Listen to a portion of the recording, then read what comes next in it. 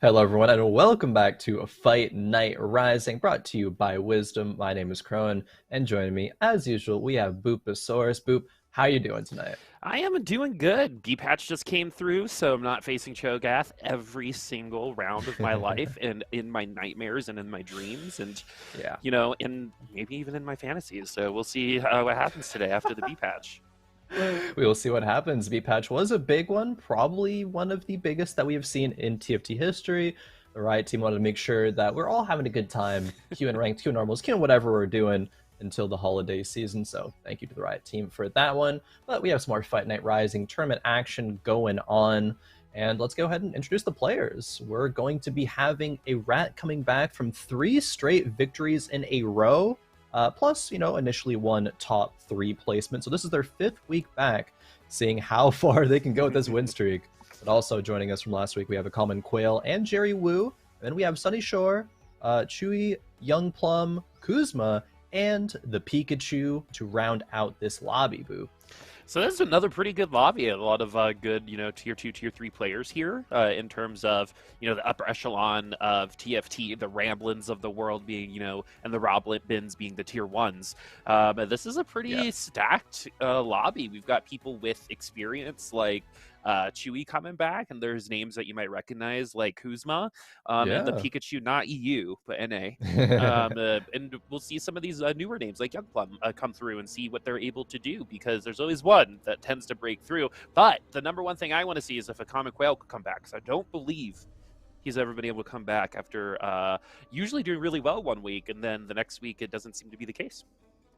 Well, see, consistency is the name of the game for TFT players. And like you mentioned, Kuzma as well. I'm actually excited to see. That's a name that I remember from way back in set 1, like super initial, starting tournaments. So excited to see if they're still going to be killing it here in the TFT tournament scene.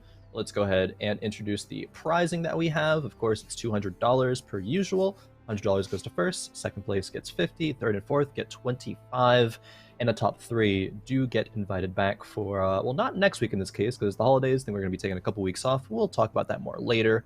We'll see these top 3 back in the new year. But, Boo, B-Patch did happen. A lot of changes. You mentioned that Cho'Gath we might not be seeing a lot of, hopefully, maybe. But still, a lot of other things got changed, too. Akali, that was pretty dominant, did get nerfed as well. I think it was her tier 1 that was hit the most, but still a tier 2. She's a bit weaker. Things that were maybe a bit over nerfed, like Vex, are now buffed a little bit. The Yone thing, it's a bit up in the air because his clone was benefiting double from Challenger and Academy buffs, but then his stats got buffed to compensate for that. So Yone's kind of up in the air. He still has seemed pretty good in the past couple days, but I'm sure players still having to do more figuring out when it comes to that. And they're trying their darndest to kill Clapio, which I'm Oh trying my yeah. darndest to say, let us have it. Just let us have Clapio. Everyone likes it. What did he say? Yeah. It's not the fantasy of the character that is appropriate for the game, which is true. But Clapio's still really fun. We'll see if we actually see it. I actually saw it a couple times on ladder today. Seems like when people kind of like give up on some of their comps, they go Clapio, and sometimes it works. So we'll see what happens. It feels like it either goes first or 8th. Like if you have a really good setup for it, sure, Clapio's still in the lobby. But if you're like, okay, I'm doomed, the only thing I can do is pivot into Clapio, then yeah, you might be a little screwed at that point. But it still can work. I think this is first impressions is a balanced meta. There's a lot of different AP flex kind of compositions that you can utilize, but there's also still, your Jin, your Urgots, your potentially Yones as well, and even things like Shaco reroll. I think, Raditz in his reroll compositions, watching Raditz stream, he was back on a reroll comp. It was the Shaco, and so maybe we'll see that here today as well. Yeah, and Shaco is still, I think, figuring out what best in slot could be. I think there's a good idea of what it might be. We'll see what happens here. But I think a lot of things are still on the table. Like we said, the mutants were just so overwhelming in that last patch that we just actually got kind of squeezed out of some of these other comps. So now that the pressure's a little off and the bumpers are kind of a little bit more forgiving for some of these comps, we're probably going to see some cool late game comps, like with the new prismatic spats, for example, with things like snipers going onto units that aren't normally able to reach 2 hexes, for example. True, there's a lot more excitement that happens with those augment reworks and just augments in general. I think players have figured out which ones are going to be better or worse, but I think there's still some experimenting to be done with these changes. Let's go ahead and get on into game number 1 tonight. On board with a rat who, again, reminder, has won 3 weeks of Fight Night in a row, and this is their 5th week consecutively back, and that's pretty big, Boop. Yeah, I don't think I've ever won anything 3 times in a row ever, including TFT games and league games and, hopscotch and foursquare and tetherball Anything. and squid game. Oh, I won that. That's why I'm here. Oh, true. Nice. Anyway, but the if I won that, I probably wouldn't be sitting here. Yeah. True. But I'm just very shocked because this is not a game that's easy to do that with in terms of any type of streaking, right? Any type of 1-1 lag 1-1 type of situation is always really impressive. And Rat almost got the record last week, but unfortunately got felled by the 4th lobby curse. Yep, it did come back. Yeah, it sure did. And we're going to start off with a good amount of cash here for Rat as we move into our first augment. Yeah, 6 gold opener. Oh. Okay. It's going to be prismatic. So bruiser, sniper, or socialites. The socialites is very interesting because it will be able to scale up into a nice late game composition if you do go, AP flex board. Still can work with AD, of course, but really it's the AP flex boards I think it really excels with. But double early bruiser can certainly help you get off to a very, very good opener. And I think that's might be what a rat's going to choose, but definitely considering these options. The 2 socialites is free stats, right? It's like a boosted hex for the rest, but we did not know where the socialite hex was. So that's like another kind of thing. If you're able to scout it out, that's awesome. But picking that socialite hex might put the hex in a really weird place, and you might not need the double boost in that situation. So going with the more tried and true with the bruisers, and we can pick who we want those bruisers to be. Any favorites on your end?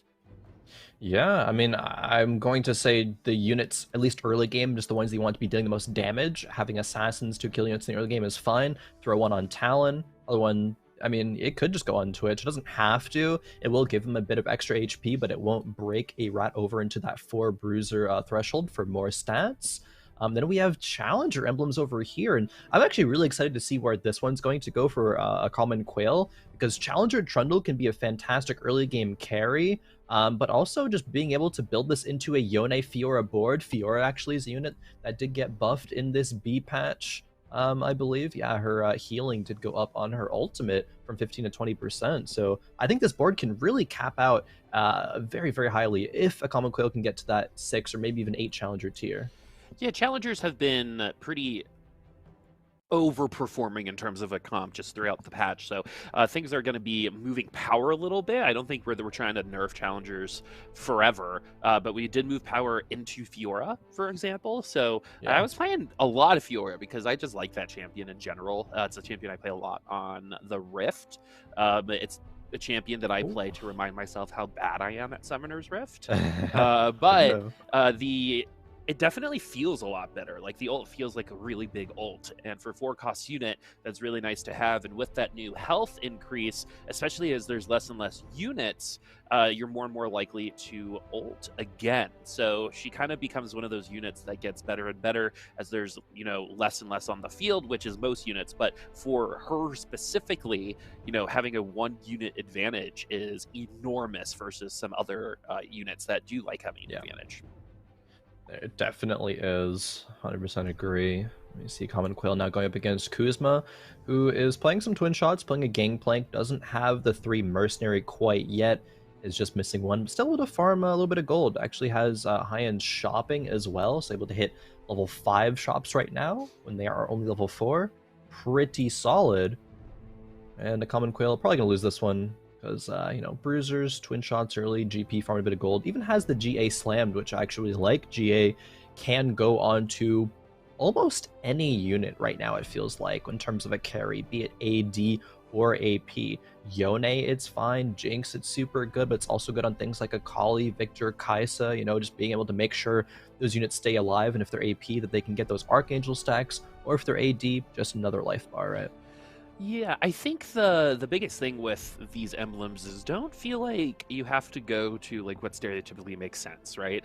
True. Like putting these emblems on just other tanks because that's what makes sense. But a lot of these stats are going to be better, like you said, with something like an Archangels, which feels like a wonderful combo. When it comes Yeah. to these item combinations, so don't pigeonhole yourself into saying, "Hey, let's make bodyguard Darius," even though he already is. Actually, like bodyguard Warwick is a good example, Yeah, right? sure. That would be a good choice, but don't limit yourself to choices like that. It is interesting seeing bodyguards in this board here because it's going to directly counter some of the things that we saw earlier. A common quail did have challenger emblems. Challengers are going to have a much harder time into the bodyguards later. Be able to fit 40 bodyguards, pretty doable, actually very doable. We see it on the board right now. Even later on into the game, it could pivot into a Galio plus a Braum. And that's all you need. And your board is just going to be super tanky. He builds, Declaw in the Galio. I mean, Declaw not on Clapios, of course, but you can still maybe make it happen.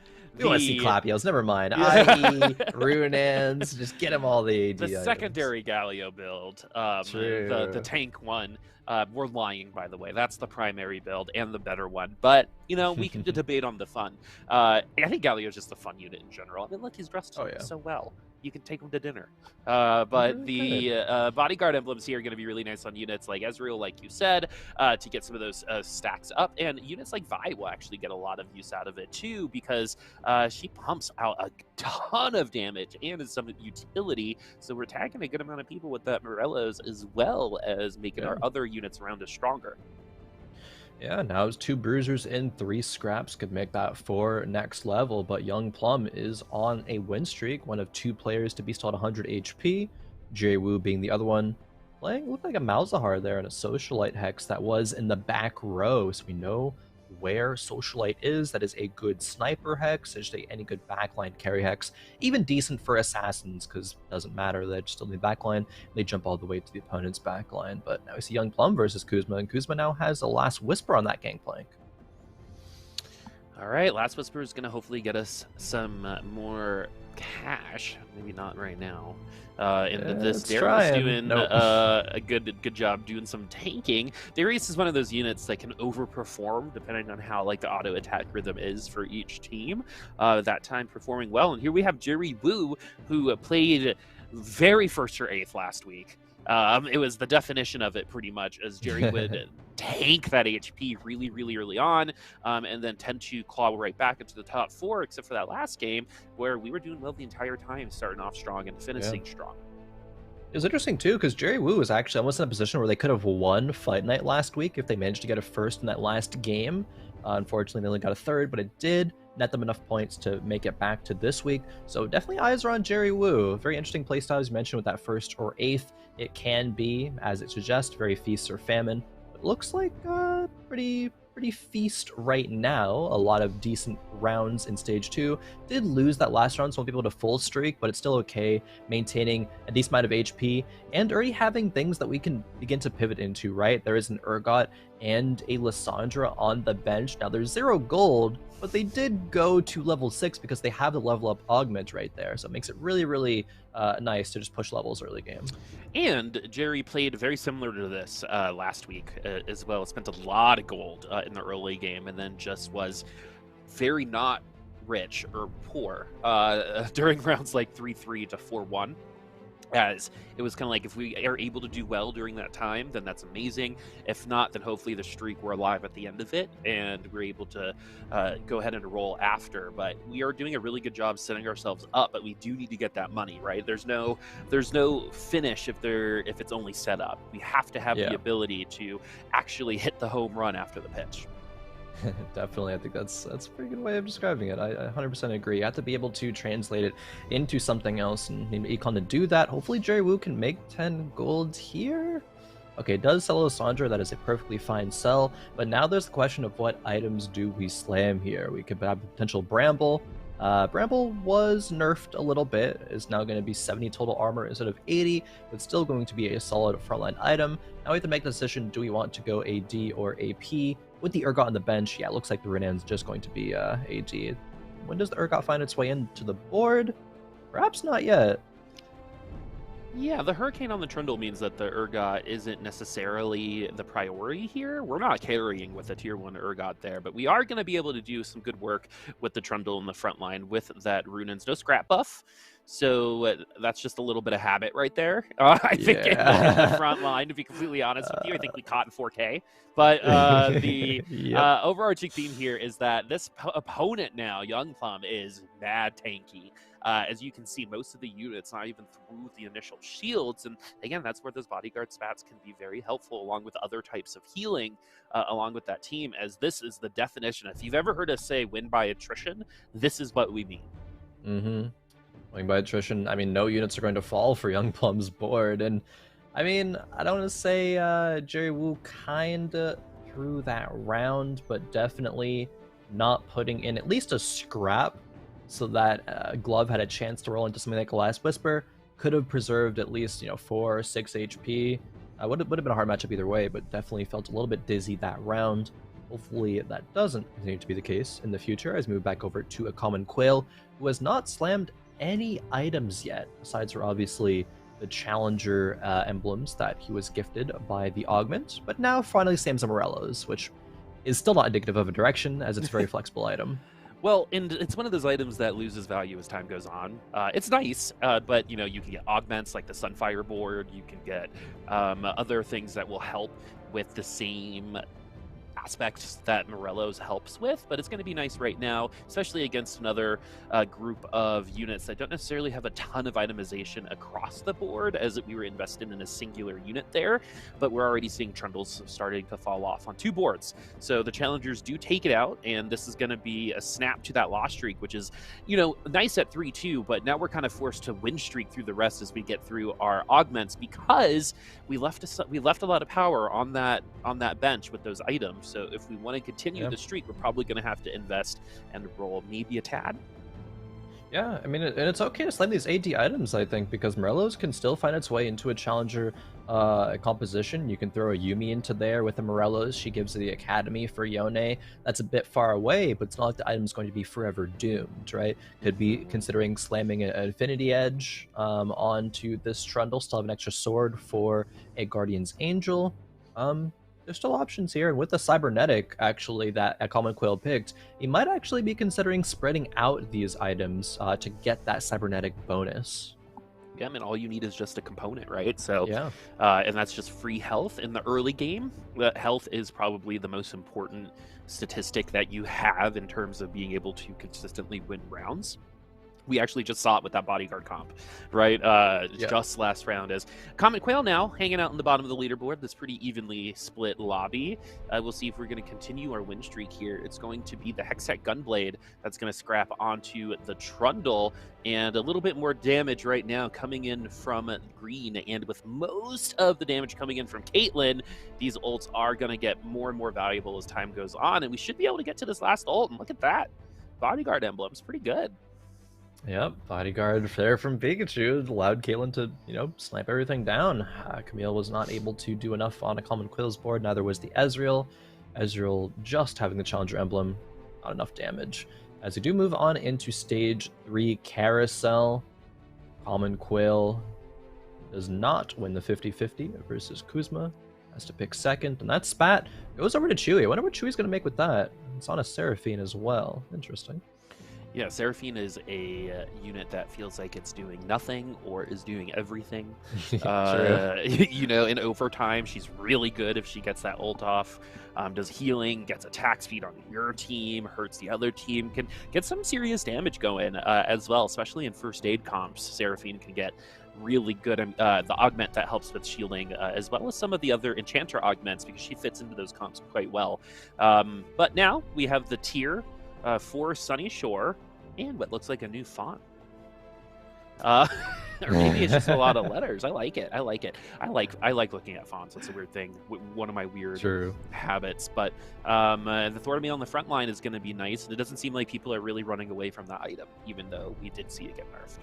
Yeah, true. That's only a 10 armor nerf. It's not the end of the world. It just makes it a bit less oppressive, because I think the concern that was trying to be addressed in this patch was fights were taking so long. The front line was a bit too tanky. It's still going to, serve its purpose, of course, negates crits, makes frontline a bit tankier.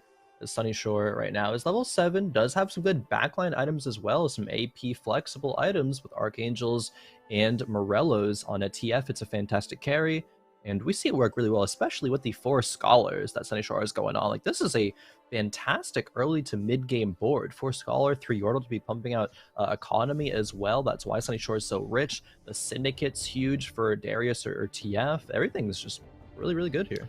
Yeah, my highlight loss of the week so far was actually against a Scholar comp with a Zyra, with a Rage, like old school Zyra build with double Rage Blade Static Shiv.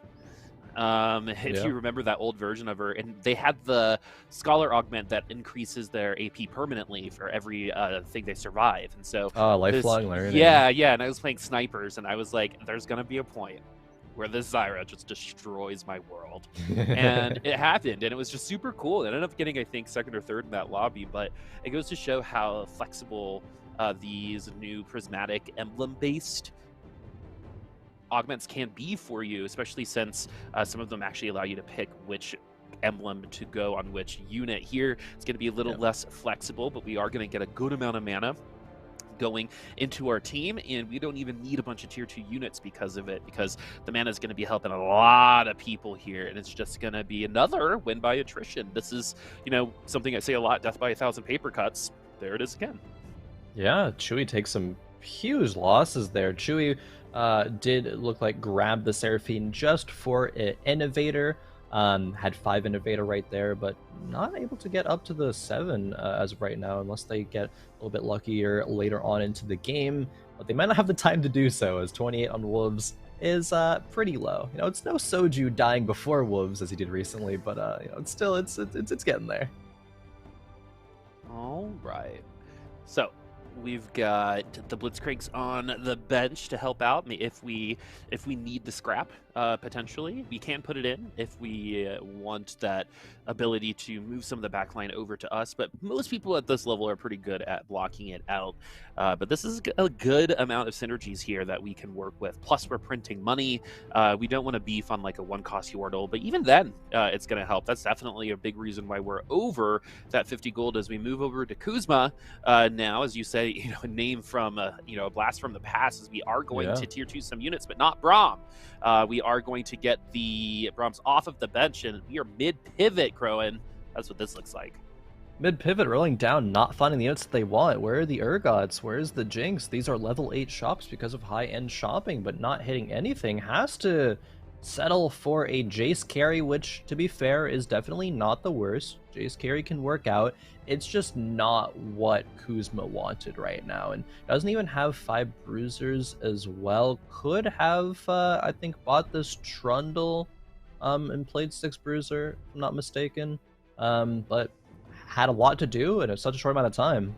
Wasn't able to get it all done. Still might be okay, though, for this round, seeing as the Pikachu has not really spent any gold. Pikachu face. Though this Caitlyn now is starting to really fall off. There's just a point where that Caitlyn either needs to be tier 3 and get that boost of clockwork energy, for example. Like that, there are a lot of augments in the game and a lot of synergies that help you compensate for not having an item. For example, like, hey, clockworks are going to help your snipers, so if you don't land a Rage Blade, someone like Triss isn't going to be completely useless, right? Yeah. So in this situation, and now that we have some enforcers and not a 6 bruiser yet, we need the items to do it for us because we don't have technically the help from other places, and we need, I think, that 6 bruiser to really push us over the top, because that HP is going to help us last just a little bit longer. And as this Mundo gets stronger, it's not what is it going to give time to the Jace in the back line, who we started to commit from because he got a little bit of a boost here, I believe, on this patch coming up. On that last patch, so he's going to be doing a lot of damage from the back line. You're already seeing it right now, but is it too little damage? The answer is yes, as we get bonked by an Innovator comp. Yeah, Innovator comps are very solid. Having the Orianna to be one of the carries as well is fantastic. And okay, I thought Kuzma, I saw a lock there, then they unlocked, then they just locked again. Really going back and forth, they want to commit to this Jace, because what it's going to do is make it so that we're probably just not going to ever go Urgot Jinx direction unless the shops and carousels from here on out are insane. I think Kuzma is probably saying, okay, this might be doomed. My one out is to high roll a Jace 2, either by getting one from this stage 4 carousel coming up, or just praying that high-end shopping is going to, do wonders for him. But even still, even at that point, level 8 is so far away. We're on 0 gold, rolled it down to 0 for the past few rounds in stage 4. It's just not in the spot that you ever really want to be. I think there's a very, very, very low possibility we see a level 8 from Kuzma, especially at 35 HP, even if we do win a couple rounds. As we look on over to some enchanters now, so this is a comp that I think a lot of people looked at, especially with this B patch, and absolutely wrecks their opponent. But we've got some enchanters and challengers. Enchanters are going to make those challengers a little bit beefier, especially with that spatted Jace there. So, it's the Spider-Man meme, but one has to reign supreme, and it's going to be your opponent. But we do get the Jace on the carousel. Okay. But is Chewy going to snipe it? Oh, yes, no! He will. Does Chewy even need it? Let's go. I'm very curious to see. I mean, Chewy was going innovators, so they do need it. Yeah, they have innovator composition. They have 5 already. Still not able to go to 7 innovators, though, but just wants to replace, say, maybe an Ezreal. It's unfortunate. Both players need the unit. You just happen to be on the opposite side of the carousel. That might doom Kuzma's fate, because I actually do think there was a slight possibility if Kuzma was able to tier 2 the Jace, they could have stabilized long enough to go level 8. Wouldn't have had that much gold to do anything at level 8, but I think it was within reach. Now, however, I think it's almost guaranteed, too far away. Yeah, slowly but surely. I actually think Jerry Wu just became the strongest one, or if not one of the strongest boards on the Convergence right now, as we got the tier 2 Yuumi and the tier 2 Urgot over there. That's pretty much what you need in that late game. We'll see where the actual placement is going to be at the end, but we've got Bodyguard Shiv, Giant Slayer, and the Malzahar. Not really something that you see every day. 8 bodyguards. Also not something you see every day. Can you imagine if we get first aid next? That'd be crazy. Or anything that helps with shielding. Yeah.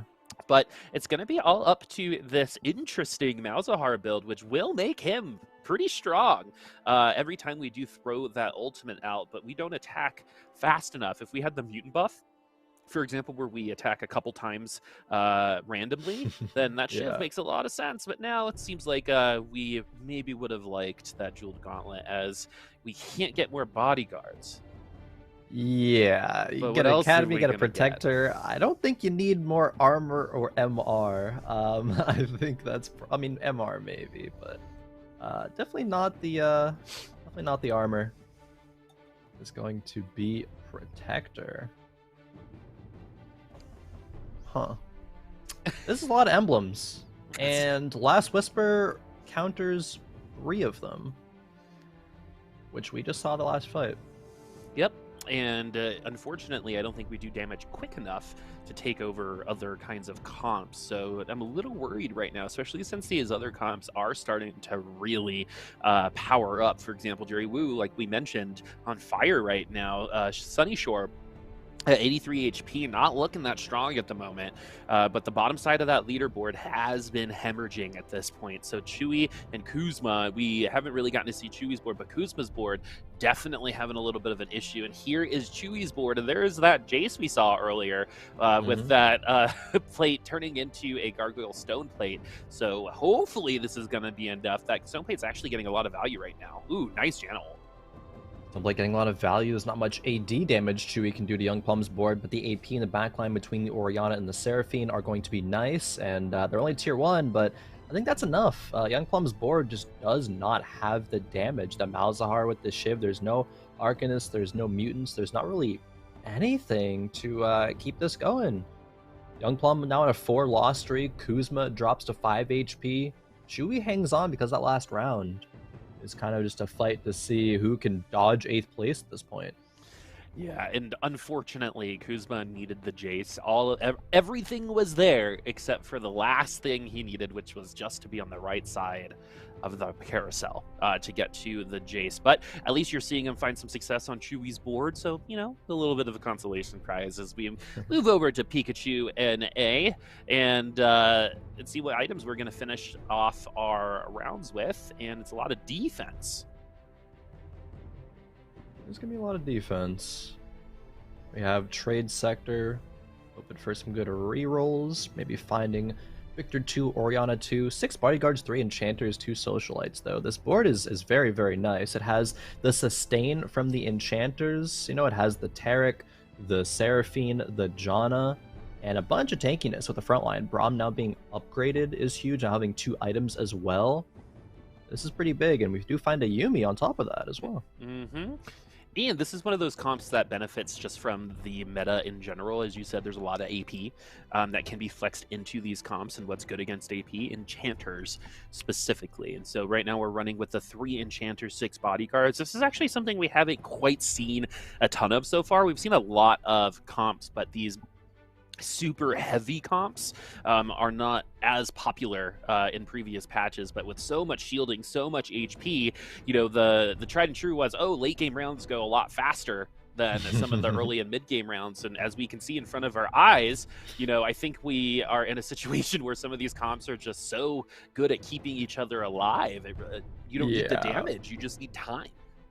You just need the time to scale, and the Morellos and the Seraphine that just does damage basically for free over time. It is really a slow bleed out for one of those boards, and it looked like Chewy and Kuzma both fell at the same time. Chewy took a bit more damage, so takes the 8th. Kuzma 7th. Now we're out to our top 6, and Jerry Wu up there at the top. Boop is still on a win streak. Kuzma, I think, actually kind of lucky to get 7th there, to be honest with you. That roll down was rough. A little earlier. So, sometimes things just aren't in your favor, and hopefully Kuzma, just washes their hands and comes back into this next game and is ready to go. Here's a little bit of a faster round. A lot more damage on this board is going to be Rat with the binary airdrops. So binary airdrops, either your best friend or your worst enemy.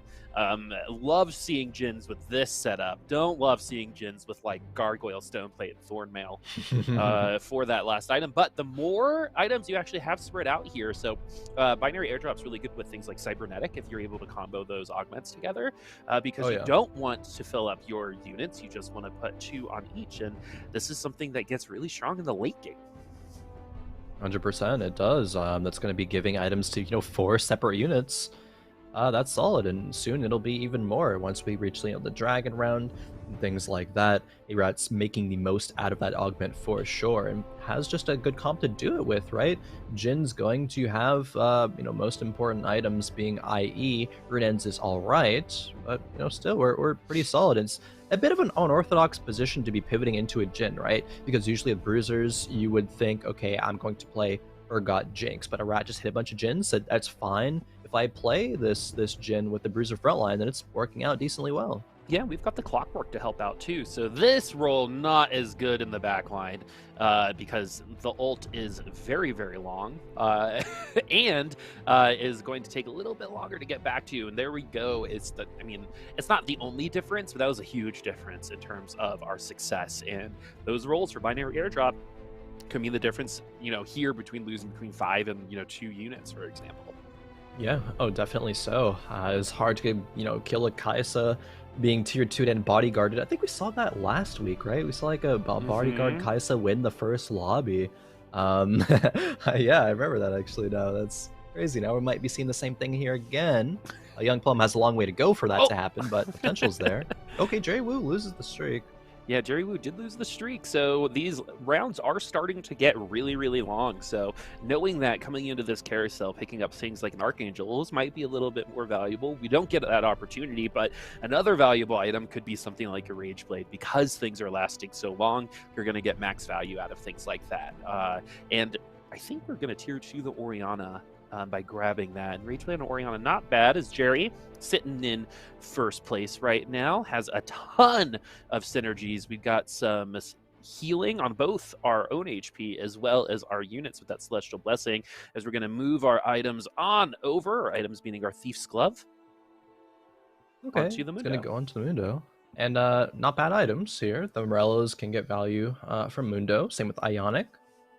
Tom Kench, though, couldn't help but thinking it might be a bit better there, at least until we get the Mundo 2. Oh, selling a Tarek 2. Okay, that's where the items are going to go onto the Kench. Jerry Wu did lose the last 2 rounds. Let's see if he's able to turn that one around.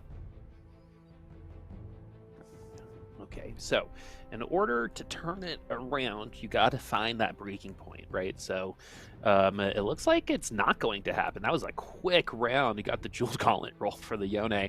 I believe does help a little bit. Yeah. It helps the life steal, because the more AP you have, the more life steal your shadow creates, I believe. It's one of those things, because I believe every unit has an AP and AD ratio in this set. They do. They'll have AP scaling. It will give a little bit of crit as well, just because the Jewel Gauntlet is there. So it's not completely useless. And it did, of course, win that last round. Pretty convincingly. Pikachu and Plum did go out at the same time, -4 HP, but Plum will get the 5th. Now we have our top 4, a Common Quail, a Rat, Jerry Wu there. Those are our top 3 from last week, and they are in the top 4 of this game. Quail had a little bit of a rough start here, so good to see that it doesn't seem to be finishing this lobby in the same position as he started, which was on the bottom of it. We have started to solidify ourselves, and like you said, 3 out of our last 4 showing up today, and you love to see that. You like to see the consistency, and we'll see if Rat is going to be able to win even more lobbies. At this point, I believe has probably won about 50% of the lobbies they've taken part in, as this composition from Jerry is starting to look a little thin at the moment, and there's just too much damage on the board for Jerry to have to take right now, and too much healing and too much defense for Sunnyshore there, who looking really strong right now. But Quail now tied at 14 HP. This might actually come down to single unit losses coming into stage 6-1. Potentially can. I'm not sure if really anyone can deal with Sunnyshore's board right now, but as I say that, a Rat gets Jin 3, and that can certainly take down a Victor 2. A Rat still looking to be a Fight Night victor for this week, going for the 4 times in a row, and that's a great start to do it with. Yeah, Jin 3, man, no one's going to be taking it on the Jin for a Rat right now. It's going to be everyone else having to take that damage, and at this point, it feels like everyone's just walking the plank. Right? Who's going to go to the Jin? How much is the Jin going to win by? We shall see, because Sunnyshore has the ability to meter those ultimates to say, if they don't one-hit me, my Seraphine will ult in between one of these ults to potentially save a couple of our units. So we'll see if those ultimates line up to help, because the Orianna Seraphine combo can be very, very useful. 100% it can. Okay, going to be passing up, doesn't actually want a Galio or a Seraphine, saying no to the Socialites, but is going to find Jinx, and that's where the Giant Slayer is going to pivot on over into. We get a bunch of good synergies as well with the Scrap and the Scholars. Yuumi is already tier 2'd. Unfortunate that the Glove is going to be stuck there. That'd be nice to be a Hand of Justice with that tier that's on the bench. And oh, the Zephyr is going to hit the Jin, but I'm not sure it's going to be enough. Ooh, man, we've seen the Zephyrs win rounds, and I don't think there was enough damage done. Oh, big CC, though. This is where the damage can come through. The Jinx gets away. He's going to get into the back line, and Jin is starting to target the back line himself, and this isn't over. The Jin falls. It is going to be the Urgot to take the Jin at 3 down. Zephyr, good item, everyone. Zephyr is a good item. I was living in the church of disbelief there. I was like, it's a good Zephyr, good play, but I don't think it'll be enough. It actually was. It was still a close fight, but that is what you like to call a Zephyr differential. Yeah. If that happens again, a Rat's going to be Jin 3 in 4th place, and that feels very bad. Well, and that is just you got to compliment the player in that situation. Yeah, 100%. All Zephyr plays are player-based, in my opinion, and how people play around with them, switching around. It's all about predictions and how much you've gotten into the mind of the rest of the lobby. As we get to see the Jin 3 again, and if this Victor does not ult in time, it is not going to be a good time. But the Zyra gives them an opportunity to ult, and then the Victor ult goes through anyway, and the Gen 3 is gonna lose again. But, oh no. oh, but the Zyra ult not gonna be there. I think the Victor's got this. Yeah, of course, the Victor gets that. And a Rat loses 2 rounds in a row with Jin 3. Actually ends up taking the 4th. Wow. 6 Scholar plus Shojin on the Victor. That is so much mana, it's ridiculous. Got the second ult off because it was taking damage. I don't know. That's a board, if you've ever seen one. I think is running the 100% speed run on that board. But we're going to go ahead and switch the Victor out of the Socialite Hex. Love that. I know, Khroen, you love seeing that. Oh yeah, I love seeing it to dodge the Zephyr, and it's still going up dodging the Zephyr. What good plays there by Sunny Shore. I believe it was a 50-50 there, but sometimes you do get lucky, you get rewarded, you get your Victor to cast and wipe pretty much the entire board. Urgot did survive, but I'm not sure he's going to be able to survive the second Victor ult. Yeah, there he goes. Sunny Shore taking out Jerry Woo in that round. Common Quail, though, had a bit of a rough opener, but has now win streaked all the way into second place. Yeah, there is no chance, I believe, this goes into round 7. Actually, there is. If we split the next 2 rounds, we could be going into round 7-1 as we get an RFC and a D-Claw. The Shroud is going to be a huge deal when it comes to this particular comp going up against a Common Quail. As the Common Quail gets that smear too, at least we get a little bit of something there. And we're going to be feeding our TKs. Sir Thomas would like some dinner now, as we're going to feed them both, get the stats, and combine them. That's a good play. Make sure if you're about to upgrade your Tahm Kenches, you can feed them both. They will be able to keep the stats. Now Sunny Shore can move Victor back into the Socialite Hex and not have to worry about a Zephyr this time, but does have to replace the Shroud. See if it's a good one. Was that Shroud hit? It hits the Orianna. Not much more.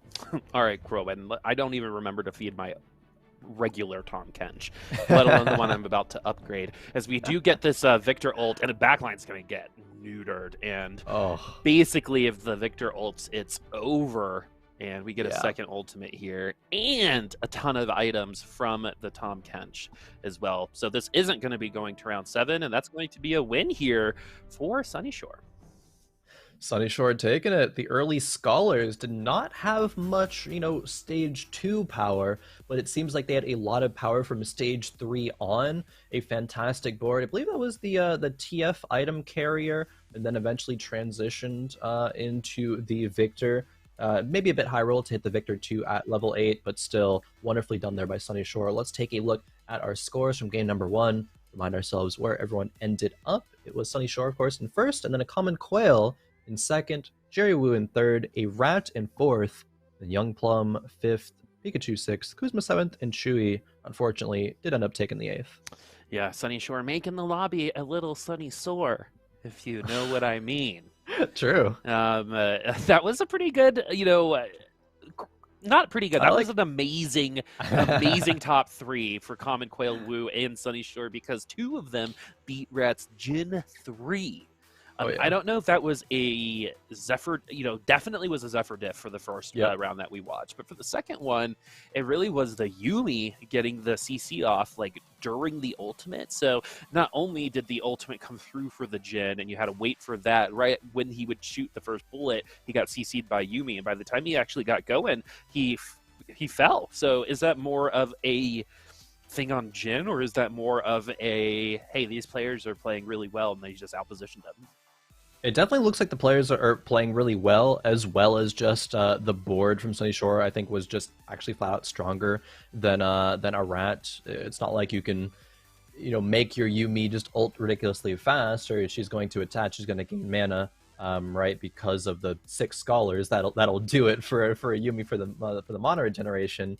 But just a well-constructed board as well to take out the Gen 3. Usually, if we see a tier 3, or tier 3 4-cost unit, it's going to win the lobby. But that time it just wasn't going to happen that way. It's in 2 rounds in a row. I mean, a rough one for a Rat. Yeah, definitely. I mean, when you lock in those tier 3 4-cost units, you're kind of like, I got this, right? You kind of like lean back and you're like, let the game drive for me. And unfortunately, cruise control does not mean that it will drive for you, as a lot of people thought when it first came out. But as we get into our second lobby, we'll see if Rat's going to be able to come back from that. Because even though we top four, I'd be a little hot under the collar when it came to coming into the second lobby, because I feel like someone just got robbed a little bit. Definitely a little bit. It does, of course, as we were mentioning, feels bad. Last week, a Rat did start the week off, or start the tournament off with double wins. But the week before that, actually, on December 2nd, a Rat did start off the day with a fourth. So he is used to being in this position, can still consistently get these top four placements, and with that, look for another win. But, you know, I want to compliment, again, a common Quail in that game, because I don't think that was the easiest game to pilot for him. The mid-game was definitely super rough. A lot of other boards were stronger than his, but eventually got to the Yones, the Fioras, and actually I think playing the Jace there was fantastic, because it gives Enforcer. You're able to make really, really good use out of one of the Challenger emblems. We didn't really get to see too much of his perspective there. We can kind of infer as to how that went, with some well-timed rolling down and some sacrificing HP until he really needed to get that power spike online. There's a couple inferences or assumptions that we can make about how Quail played, even though that we didn't really get a chance to look at some of that late game stuff because of where they ended up, right? So the roll down worked out, the timings all worked out, as well as the itemizations. And I think the itemization and when to itemize was a little bit of a difference maker that game, because if you remember, Quail waited a really long time to put their items on, and it looks like that was the right choice, because we got the cybernetic augment there, and maybe knowing that is going to be the case, we got a little bit beefier, we got some of that support in, and we got to win a lot of those rounds through attrition, and we did get to steal a higher place higher, because I think, was it Quail's comp that didn't face off against the Gen 3? Yeah, I believe it faced against whoever had the Zephyr, which was not Quail, and then the Victor, which was Sunny Shore. So yeah, it did not face up against so I think that comp would have been Quails. probably the one that had the hardest time against the Gen, because of just how it was working out for Quail. But, you know, sometimes the rest of the lobby helps you out, and that's what happens. Same thing with Chewy giving a 7th place to our friend Kuzma there by 1 HP. I know. The 1 HP, and then between the 5th and 6th, it was the same HP they ended up at the end of it. And we get to see it is going to be Adrenal for the mutant Sunny Shore. Thanks for showing that to us. So it'll be chance for extra auto attacks. Not the best mutant after Cho'Gath has been nerfed, but maybe still viable. I think it still is. If you get a really early Cho'Gath, it's definitely valuable, but I think the timing on the Cho'Gath is super important, a lot more important than it was previously, when Cho'Gath didn't need stacks, just needed items. As we have our augment, it's going to be a Bruiser Heart to start, which is Trundle, and we already have a lot of HP on this board, just one more Bruiser to go. Yeah, where Bruiser can find a Zac, potentially, that would be wonderful for this board. A Vi as well. Tier 2 cost, a bit easier to find the Vi. Scouting out the rest of the players' boards, Pikachu looks like they're starting Yordles. Couple bodyguards there. No real exciting stuff with these augments, seeing as they're only tier 1 augments, but a couple of syndicates actually. Makes me think that we're going to be seeing either some Shakos, some Akali's, probably both on some of these boards, in the late game at least.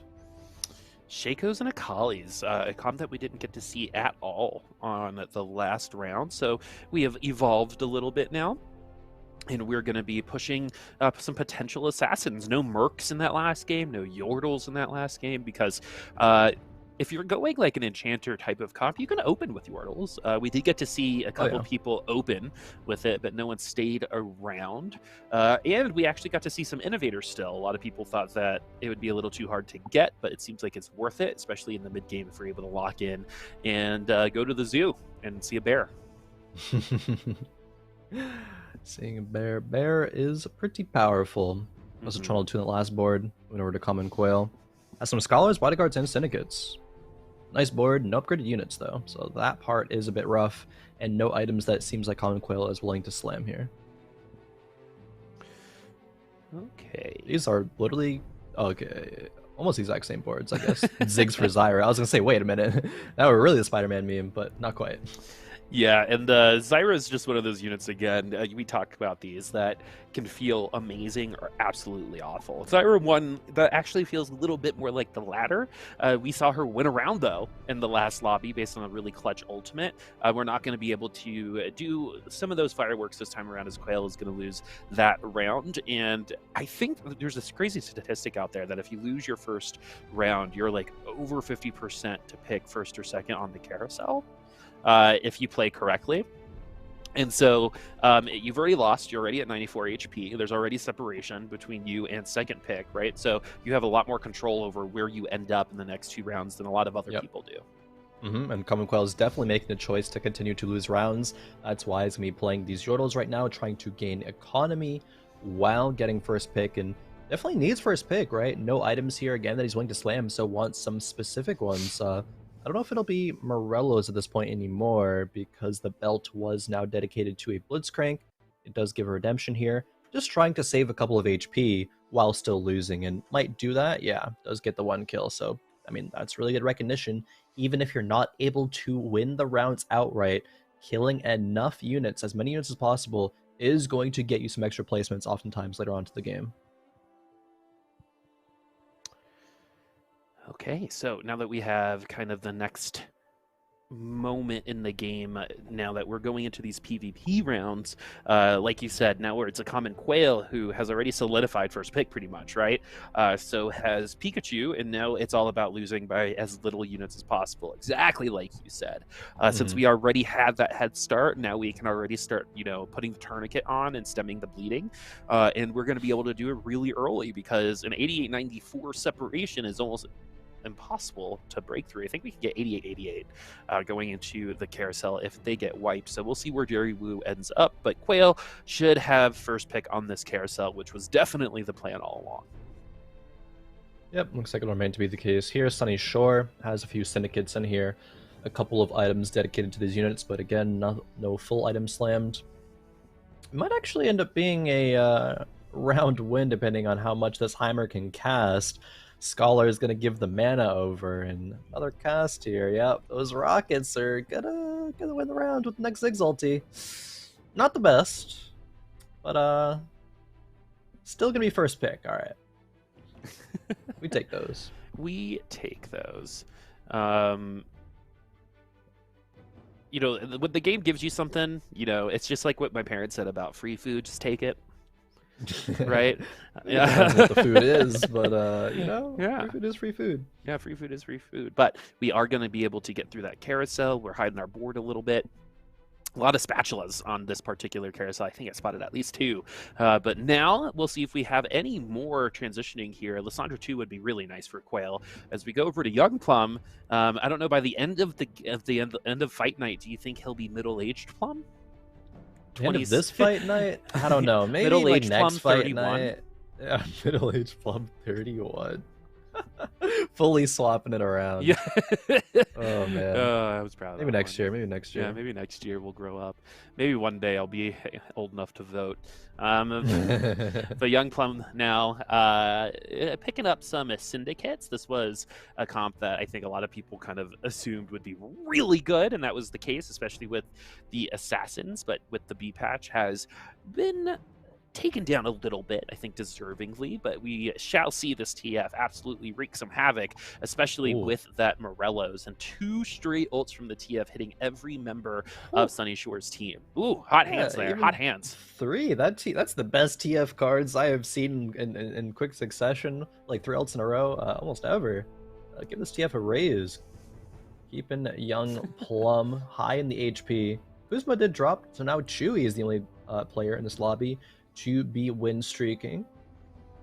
Very different from last lobby, just in general, with Chewy, who really bombed out there. Doesn't seem like Chewy or Kuzma were able to get anything going, and I'm so happy to see both, in moderately better spots already, based on where their boards are currently. So we'll see if they're going to be able to maintain that through the mid game, which we are going to be entering. I think the mid game kind of starts at 3-2. 3-2, 3-3, definitely by 4-1. Is Young Plum now going to put the Blitzcrank in the front line, gets Enforcered, which is 5 seconds long, friends. Not everything in this game is a multiple of 4. And maybe True. this Enforcer is not really going to help by that much, but the Caitlyn ult comes in clutch, and it's going to be Oh, close here. It's a 1v1. I think the Heimer's got it. Yeah, yeah. got some fire. Only you can prevent forest fires, Caitlyn. But she could not succumb to the Morello's burn, unfortunately. But good for Young Plum, though, is able to at least 2-streak into the neutrals. Upgraded Blitzcrank plus upgraded TF is going to be enough for Syndicates here. Definitely means that, having that Syndicate augment, this does want to transition into a full Syndicate board. Or at least 5 Syndicate, right? We don't need the full 7, but 5 is still going to be very, very good in the late game. There are some socialites in there as well. Buff up the Akali, make her the carry that she wants and deserves to be. Only you can prevent yourself from your dreams. As Akali now, really trying to reach those heights. I just want to be a star. As we have a tome now for Rat, which is going to be very, very flexible. So a lot of people, I think, use the tome way too early. A lot of people get it and then use it, but there's a couple things that you can do with it. Wait around so you get emblems that you know you're going to use, but then also you don't know sometimes what you're playing at round 3-1, 3-2 just yet. So maybe wait a little bit longer, especially with a spatula on the board, right? Rat can do a ton of stuff. This might end up being the wildest, craziest kids board we have, but not just yet. Not just yet. Definitely when the tome gets used, though. Yeah, honestly, some players can be dizzy even just looking at this board state, right? With the tome plus a spatula plus generic items being built with the GA, there's so many different directions that this can go. It just depends on when a rat wants to go searching. That is the key. What are we going to be searching for? Do we hit that? If not, what's going to be, option number 2? What's option number 3? Which one do we find first? There's a lot of options here. And a rat just has a decent start to this. It's not like he's plummeting in HP. 84 is fine for being at 3-2. Can level to 6, and this could be a roll down. I actually wouldn't be surprised if it is. And yeah, there we go. Kog'Maw 2 is interesting. No Kog'Maw items though, but a rat's pausing to think. Because we could mutant spat somebody. We could at this point because of the Malzahar, but we are gonna flip by. Don't get caught. Sometimes those are red herrings when you see those packs like that, right? Even sometimes if there are 3 tier 4 units in a pack, sometimes just don't get it because you don't need it. And we decided that we didn't want to go the mutant direction this time around. And we're actually at a pretty good HP level for being so generic and vanilla right now. Not again to say that vanilla is bad, but at this point you're starting to see those sprinkles get put on that sundae. But this actually might end up being a little bit of a win there, as Quail just not doing enough damage, keeping those items on the board still as we go into our second augment. Another item slam kind of differential there. Rat takes that one, and we get offered some more augments. Payday, is running syndicates, but probably not as strong as you would like to be to take that. So it's just going to go for the Exiles plus the weak spot. Make sure to spread these units now, so they will be benefiting from the shields. Okay, so we have another really nice... our HP is very high for the comp that we have on the board at the moment, especially since going around the rest of the convergence, it doesn't seem like these comps are all too weak. We've got good tier 2 units, we've got emblems on the board at the moment. Syndicate Blitzcrank has given me a little bit of a laugh, but the overarching theme here is that there's a lot of raw damage, and again, a GA Darius is gonna overperform occasionally, right? We get that ult with that sliver of HP, say we're around 2 or 3 people, we're going to regenerate a ton of that health and be the tank of 2 units, for example. But we do need a little bit of help there. This is going to help with the Exiles as well, so we're going to get a little bit more time, and the Blitzcrank can pull literally anybody from this team. Rat does not care, because we're already overachieving, not just with the Darius, but with the rest of the comp, as the Syndicate buff seems to be doing wonders right now. Yeah, even gets that spin-off, actually, to get a bit of healing there. Forces the Tristana to use an extra ultimate to put the Darius in the GA state. He resurrects, and like you said, Boop. That's a tier 3. And like you said, Boop. And like I said, win. Yep. Don't ever wait for it. Like I said, the entire time with no doubt whatsoever and complete intention. the Ziggs There it lost. is. It's the intention. It really is. That's a great lesson to take. Um, Very intentional about the Yordle committal direction there, it seemed like, from Pikachu. But that's also the reason why they're at 35 HP, with still 2 more rounds to go until Wolves, and only 4 Tristanas. Definitely not the best Yordle position I've ever seen. Needs to have a lot more Tristana items and a better front line to be able to justify that composition, I think. All right, we're moving back over to Jerry Woo. 39 gold. We're definitely going to be hitting that econ, but what's going to be hitting our board, we do have our quad bruisers, and we have started to lose. Once bruisers start losing, it's pretty tough to get them to win again without doing a ton with your board. Yeah. So we only need the one other bruiser here to get bruiser 2, but we can stay bruiser 4 and put maybe 4 snipers around it, for example. Or like you said, the Jinx can get behind the bruisers just fine as well. But yeah, this should get a couple units down, depending on the matchup. This matchup is going to be moderately lucky. The Exile buff is going to help out, but we know that Tome's still hanging out there.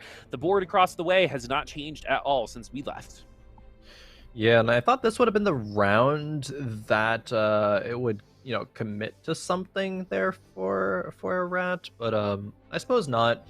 I thought the carousel item might have influenced, where we go for that spatula. But hey, you can still hang on for a bit longer, even though this round, oh wow, it's actually gonna end up being, okay, what is it gonna be? TF the cards! Round to win for Just like I said the whole time, Twisted Fate was gonna win that round no matter what. Good unit, especially if you're getting that kind of value around 3-5 with any 1-cost unit, just tier 2 like that. That feels great. And that means that we're going to continue our loss streak, which is actually okay here for Jerry. So we're going to, if we lose again, we're going to get that full streak going into our PvE round. And that's going to give us a good opportunity to roll down here around 4-1, potentially. Jerry Woo also did something very interesting last round. It was selling the Echo that is still able to utilize Umbrellas extremely well, but chose to sell it to put it on the Lissandra too. It would have given Scrap over, which could have made use out of that cloak for a little bit longer, but just values this Lissandra power being a tier 2 unit. And I think even though Jerry Woo lost that last round, I do think it's correct to make the strongest board possible. And we see it's still going to be pretty strong into at least a common Quails board. But both players, level 6, 50 gold, want to go to 7, stabilize, and maybe push level 8, but I think the person most likely to push 8 perhaps is Chewy, who is still at 100 HP on a win streak. That is very different than what we saw last game, and we can infer from that Zac 2 upgrade that they're probably playing some kind of bruiser, maybe wanting to go the path of Urgot and Jinx a bit later on. Hit 50 gold going into this ground regardless, so not needing the full streak coming in here. So Jerry going to be resetting at round 4-1 pretty much, and we're going to hoard as much gold as possible. Any gold over 50 at this point is just amazing, and it's going to be a little bit more valuable and give us a little bit more flexibility on the upcoming roll down, which looks like should be around 65 gold, 64. Just 1 gold off, Boop. You almost... you said around. I'll give you some slack for that one. Thank you. Thanks, Mom. Math is hard. Yeah. I wouldn't have done that. You're brave.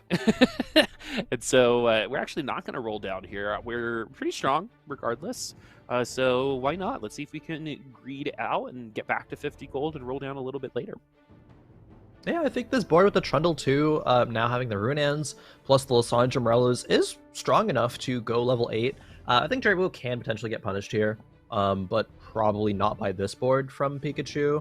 It's still a Tristana too. She does have 3 items now between the Rage Blade, Blast Whisper, and Hodge, which is solid, but the units are all clumped. So Lissandra is getting infinite value. The Trundle's going to res from GA, and yeah, this round is going to be a 5-0 here.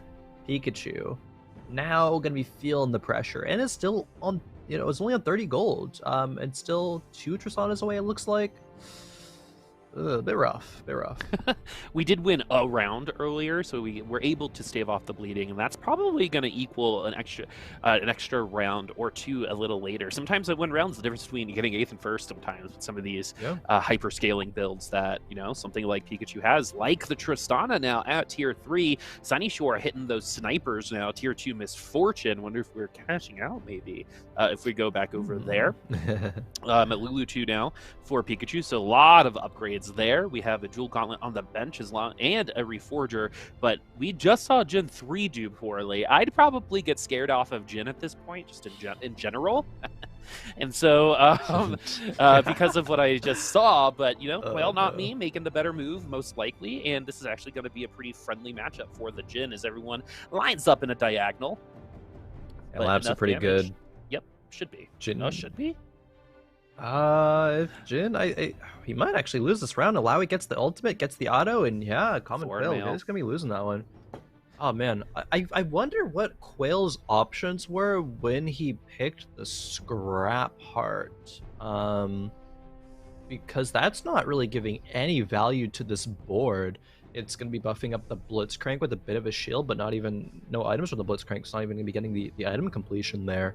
I guess Common Quill thought, hey, Gen 2 is good enough to stabilize, good enough to win these rounds in Stage 4. And it nearly was. But did fall short by a little bit last round, which is disappointing.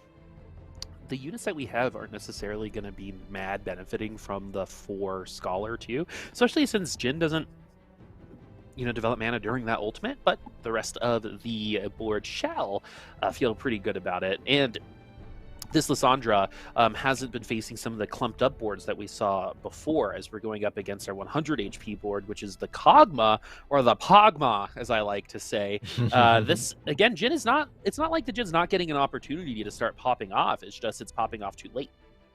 Yeah, even with the 4 Scholars giving the mana, it's not enough. That CC from the Zac was enough to allow the that Pogma and Kai'Sa still live, and Chewy still win streaking 100 HP, and it's due to that Kog'Maw with not perfect items, but enough to be the strongest board throughout the whole game until now.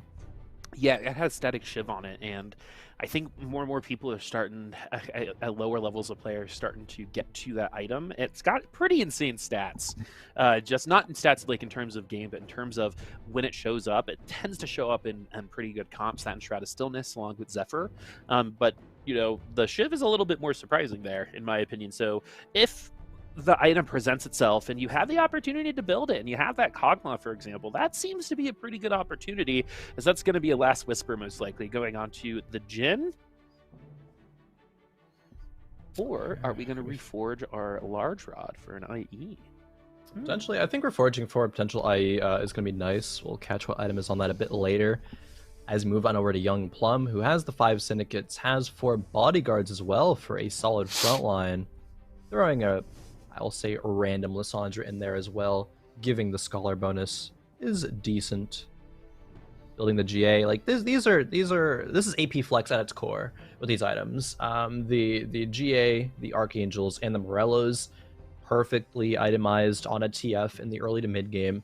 And then once Young Plum rolls it down a bit more with a bit more gold and finds Kai'Sa, Victor, Akali, whatever that might be, this board will turn into one that is going to be strong. It does probably want to be a Akali specifically because of this this kind of syndicate route that Young Plum is going. We'll see. 5 losses in a row. They haven't been by that many units, but the bleeding is happening. Middle-aged Plum 31, Young Plum 13 is now starting to hemorrhage that HP, but seems like Chewy is doing more of the taking of the HP compared to the last lobby where it was a little bit more even spread, which means there are people taking rounds from each other. The wins and losses were coming from all over the top 8, if you will. This one's going to be a lot more top-heavy, as Chewy, if you probably looked at a graph, has probably taken the most HP out of the lobby. Future spectate mode, I hopefully has that. I'd love to see that stat. That'd be such good, right? Just to kind of see how much HP was taken, and because sometimes that person might get 8th, right? And that would be a really cool way of seeing things, because you might be taking a ton of HP, especially in the mid game, like in cat comps, but not winning.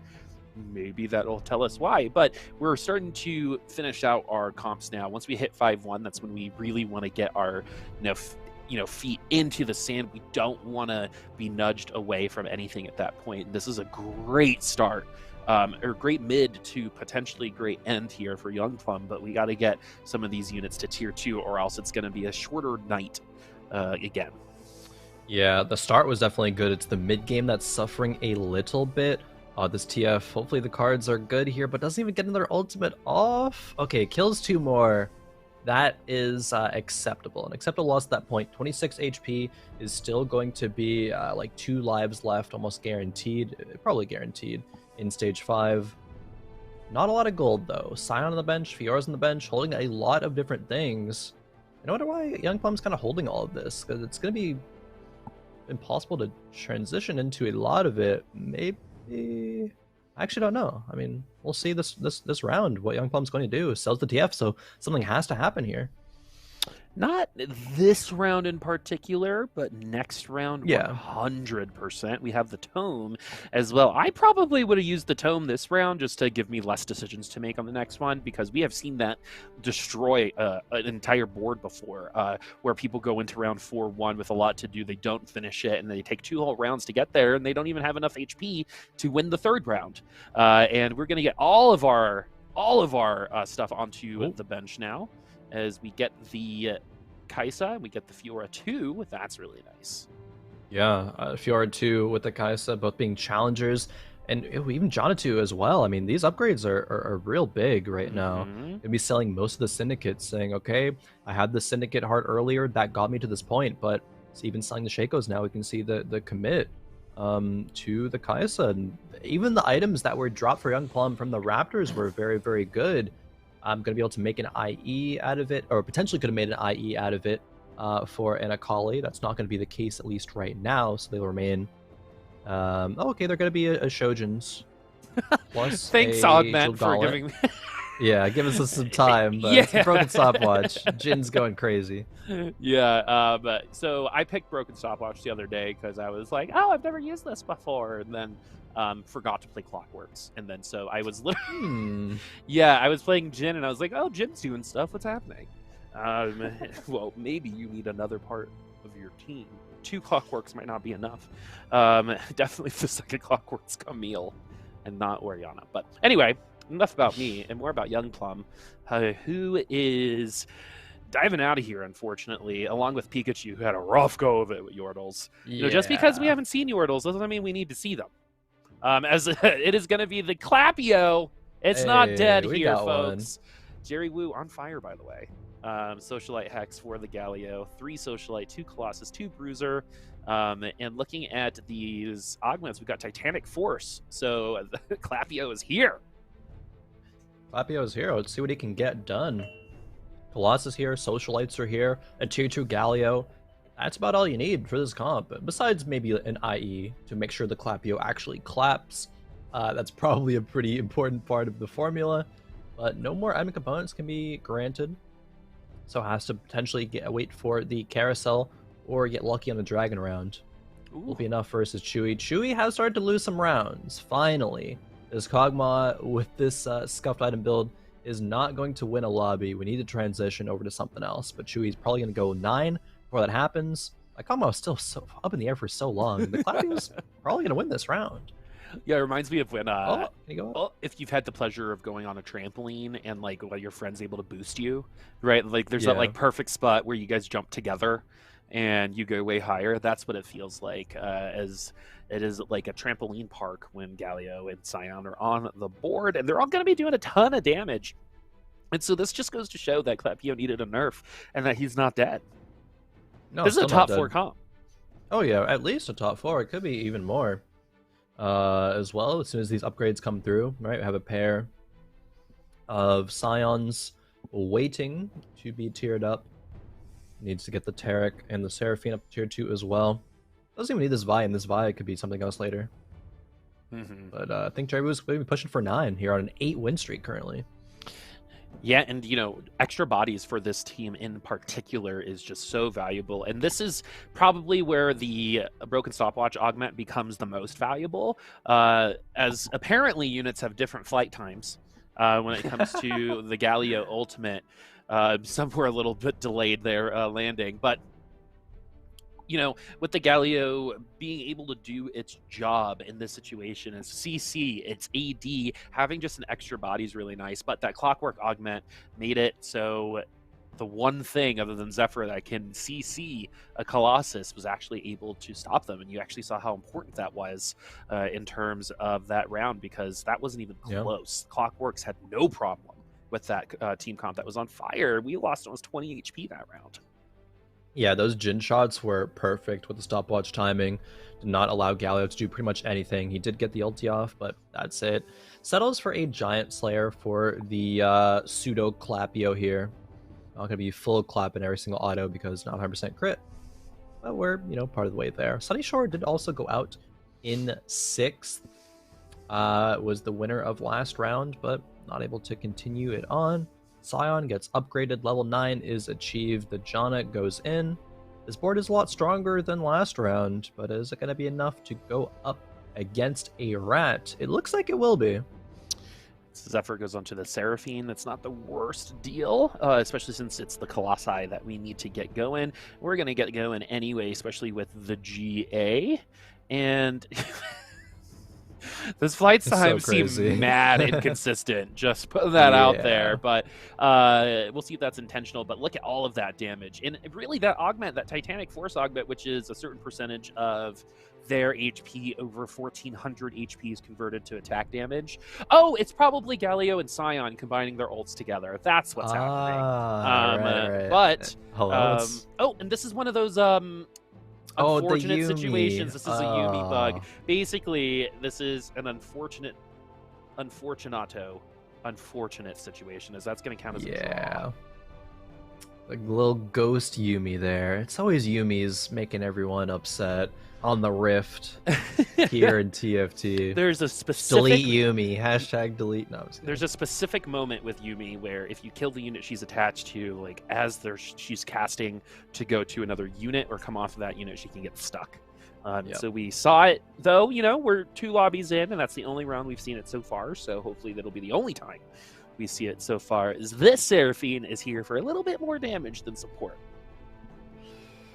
Yeah, not able to get the Zeke's value of this Yuumi, though, not moving that over, and it might have made a difference when it comes to this Victor. But Broken Stopwatch is coming through, the Victor is dodging, it gets to ulti before even the GA state, and it does not take the Jin into GA either. Maybe the second ultimate can, but Victor's GA was procced first. Uh-oh, another ult is going to pop up. The shots aren't hitting the Victor, though, but the CC from the Yuumi does it. A rat falls in the round, drops to 6 HP. Uh-oh. A rat might be bottom 4ing this game. For the first time in what feels like forever, it's going to be an IE, which is the item that we did not want to see for our team comp. There's a lot of AP there. We even have Arcana spats and Academy spats. So this really isn't going to be helping that many people. Who are you even going to put it on? Probably Lux or Seraphine. Yeah, Lux probably. And maybe if you swipe to Carousel, you get a Jeweled Gauntlet. And then you have, all of a sudden you have best in slot Lux, Totally gonna get to, totally gonna, one, get to the carousel, 2, get the specific item. I'm sure that'll all pan out. And once again, Quail having a little bit of a harder start, getting a little bit of extra help. Not extra help, getting a little bit of top 4 action coming through as Rat actually gets that tier 2 Lux. Upgrades everywhere else as Kuzma is doing the flip-flop here from 8 to 1, and that's an Urgot 3. Last time we saw a tier 3 unit, it got 4th place, though. A tier 3 4-cost unit. I think Urgot's going to be a little bit more consistent than Jin, especially with those items. Woo-wee! That's going to be pretty tough. But the CC, for example, from the Scion Galio might be enough to take it down. This is a tier 2 Kaisa on the other side. That was the Kog'Maw. Yep. Once a Kog'Maw, now a Kaisa. A bit of an upgrade there, of course, but still against Broken Stopwatch. It's going to stop her, in her tracks, and then the Yuumi ultimate will follow up. Jin trying to take her out. Oh, actually, that missed. Kai'Sa's dodging everything, Oh my unless it's going to be that specific shot from Jin. But Woo! Kai'Sa, killing the Kai'Sa, did get a common quail, you know, a top 4 opportunity, and perhaps potentially more. 1 HP in the Dream, like, up against, what, 32 HP Jerry Wu, 53 from Chewy, and 67 from Kuzma. Common quail's probably just getting a 4th here. Yeah, we're going to be here for a bit. Remember, this Jin was not the best-looking Jin a little while ago. And now to see it here, especially with the Last Whisper Giant Slayer, which is 2 of the, arguably best items. I think a lot of people like the IE there instead of the GA, but GA becoming a little bit more popular as we've seen it win rounds. I mean, in that round in particular, the GA missed the second Victor ult and gave us an opportunity to win on the second round, as we're moving over to the Clapio now, who has the Last Whisper, i.e. Runins. Yeah, and that's going to be... Okay, the Braum does get a bit of CC off. The Clapio on the back line alone. I mean, got the Jin into the GA state. Is going to need to get back to him a bit later with another ultimate going through. Yeah, he's going to kill off this Jin. Is it Probably enough? Can't get through everything else, though. I mean, we're giving it our old college try. The Seraphine, Seraphine ulted at that moment in time. Delia might have actually been okay, but Jerry Wu will fall. Ooh. 1 HP in a Dream. Jerry gets the Janna. Probably would have won the round with that Janna too. In that situation, Chewy 35, so 33 HP, 67. So we have a complete swap. 7th and 8th from last lobby, or in 1st or 2nd this lobby. I love to see it. Love to see that. Oh yeah, it's just trading blow for blow. These players saying, all right, game number 1 was a fluke. You shouldn't count me out that quickly. Kuzma, Urgot 3, definitely a lobby winning kind of board. The Common Quail just trying to scrape out a 3rd, but I'm not sure he's going to be able to do it here against this Urgot. All right, so far not doing much. In all of the ults actually missed the Urgot, which is very unfortunate. That is literally what we saw here was worst case scenario for Common Quail, as the Clockwork augment along with the Jin do literally nothing, and the Urgot's going to be able to take the dub there. Jerry Wu with Clapio, top 4 comp, like we predicted. It's going to be the battle of last lobby 7th and 8th for 1st and 2nd. This time around, Kuzma this time trying to do the 100% 100% speed run now against Chewy. Yep, Kuzma grabbing the Zizirot. Looks like Chewy grabbed the Bloodthirster, gets a Braum 2. Kuzma still has 20 gold in the bank. Can still roll to find more upgrades, right? Jace 2, Jinx 2, Yuumi 2, Janna, all upgrades that are on the line here. Repositioning as well, wanting to make sure Urgot is in the best position possible. And last round was a almost perfect position for the Urgot too. So Kuzma recognizing where these repositions want to go to. He's gonna do it again. Goes to far left side. Double redemption on the Mundo, so everyone like Victor is actually going to be doing less damage to everything that redemption tags. The Enforcer is going to be very, very helpful, but the difference between Jin and Urgot, as you can see here, in terms of tier 3 units, is Urgot's got some HP to work with, and it doesn't even matter because it didn't even get there in time. Once the Urgot ulted, it was over. I don't really see this Urgot falling. We are going to get 2nd place Chewy most likely, but we still have a whole other round to go, along with potentially round 7, depending if Chewy's able to knock this one out somehow. Yep. Still more gold to roll. Found a Jace 2. I believe Chewy took 16 damage in the last round. If we take 16 or less again, then we do go into stage 7. Not sure that's going to be enough, though. Kuzma repositioning the Urgot into the top right corner. I think he's just going for the killing blow here with that Urgot positioning. The killing blow. Finish him. Ooh, a lot of CC though, but even with the GA, I don't... Oh. Ooh.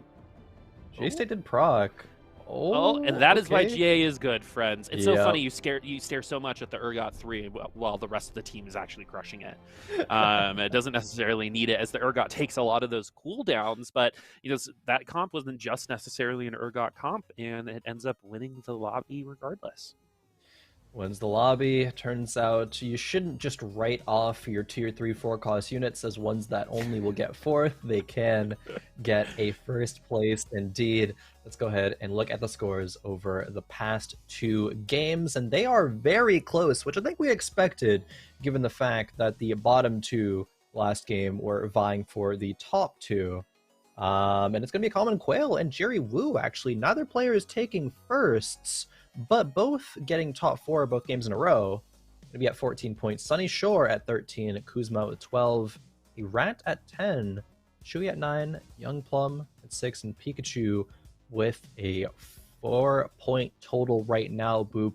What are you thinking about the past couple of games so far? What are you expecting to see when we do come back for the final 2? I think I'm expecting to see a Pikachu Young Plum first, second, and then a Jerry Quill, Common Quail seventh, eighth, and see just what that looks like, because that'd be absolutely insane and wonderful for a day like today. So it's probably going to be even closer. So when a game is close like this third lobby becomes extra important. It's usually a lobby where players solidify their leads or try to claw back, but now, I mean, everyone's still kind of playing the same game. So if you're in sixth, seventh, eighth, yeah, you got to perform here. But if the other players perform well and you get first as well, you're still not going to get eliminated from a contention, especially since we had that flip-flop happen. So whenever the flip-flop happens, you're in for a close day of points. That's usually, going hand in hand. Yeah, definitely a close, intense day of games thus far, and it's going to remain to be the case when we do come back from our break. We'll be going on a quick break. Don't go anywhere. We'll be right back with more Fight Night Rising brought to you by Wisdom.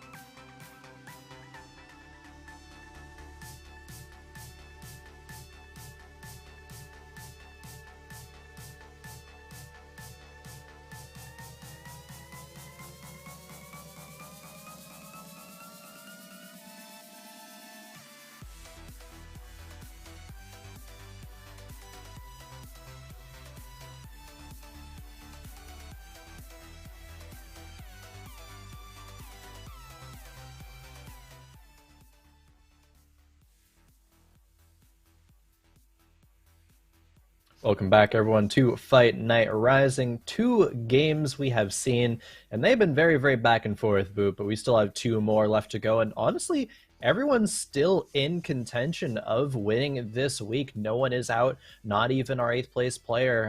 Pikachu had a rough last game, but with a couple of, first back-to-back, or even just a couple of, top 4 placements, you can certainly see these scores shuffle all which way around once again.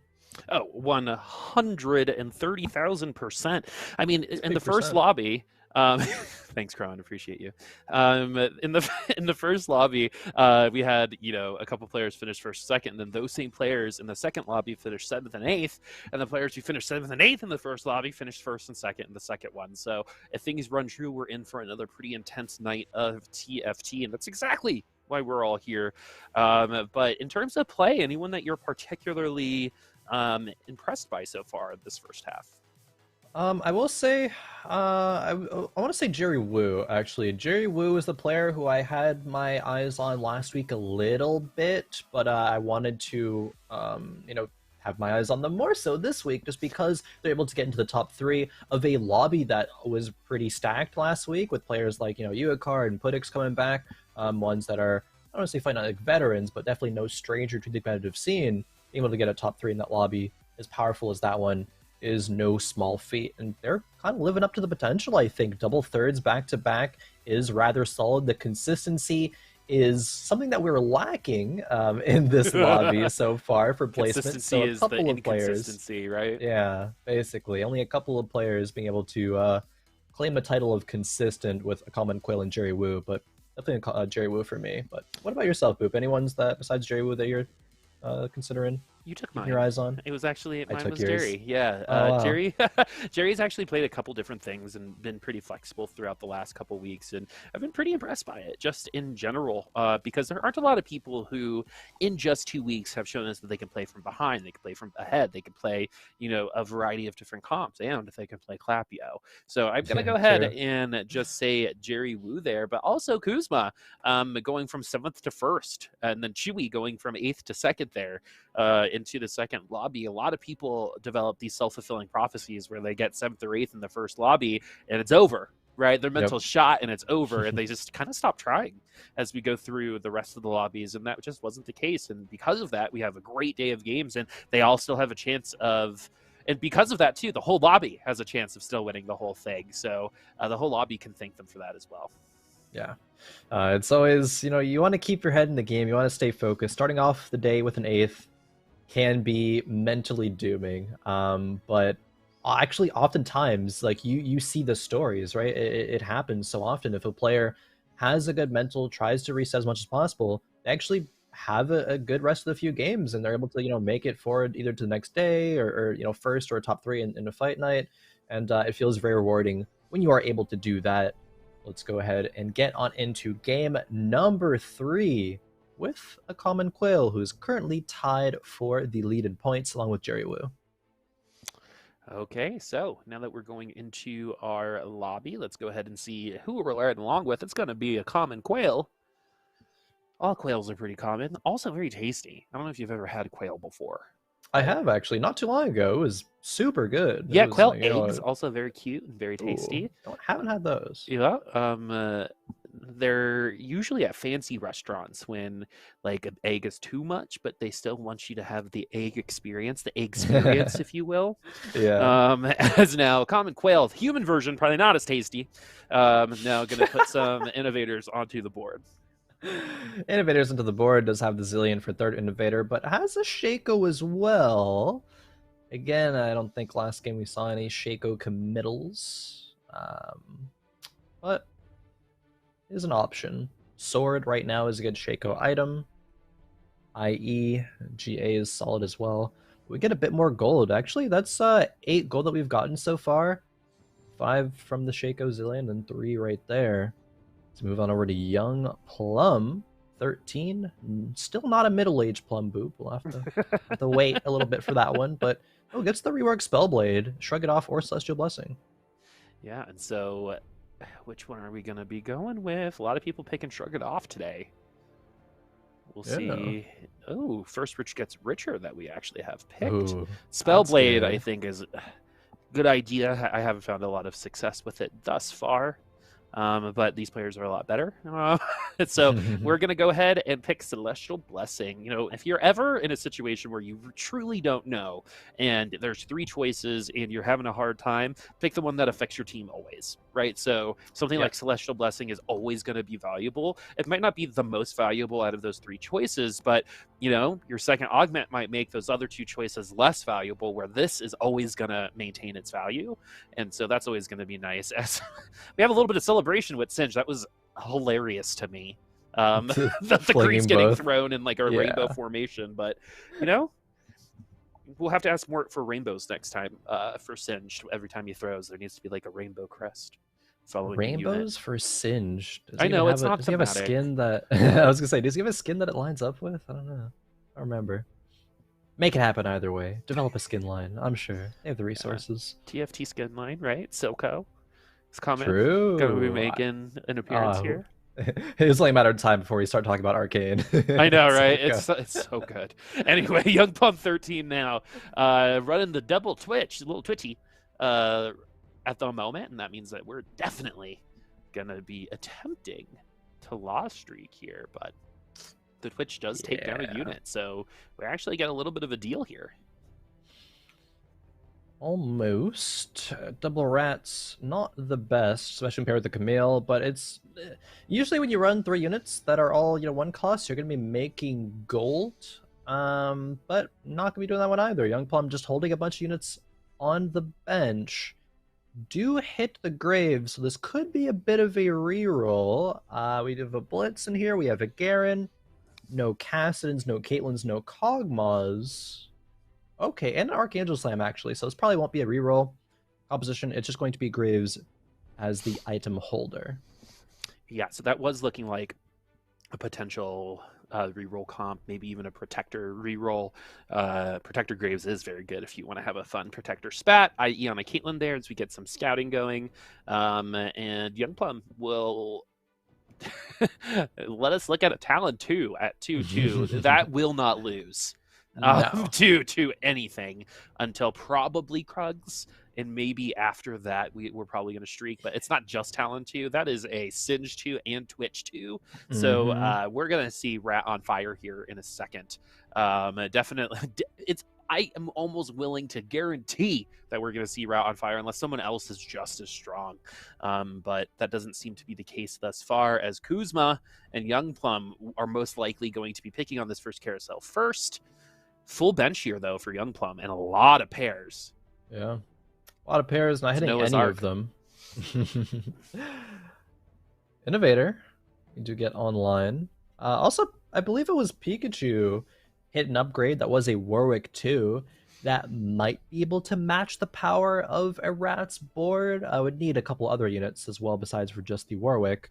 Okay, a Rat levels to 5 here. Yeah, Rat's going for that, you know, this is where it's gonna be nice, or would be nice, to have that stat screen to see how much damage a single player will do, because the Rat's gonna be just wiping boards right now. A Young Plum already had to face the wrath of a Rat, so now gets to go up against a common Quail. Other players certainly not gonna be happy about it.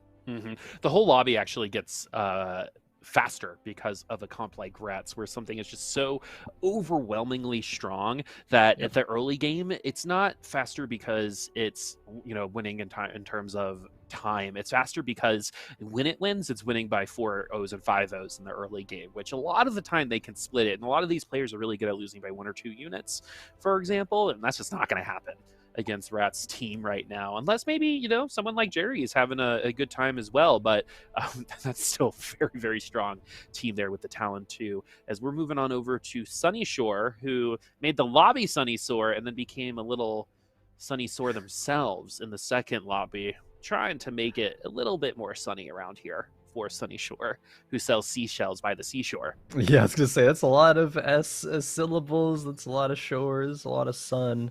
Too much sun. So I stay inside all day. I avoid the sun at all costs.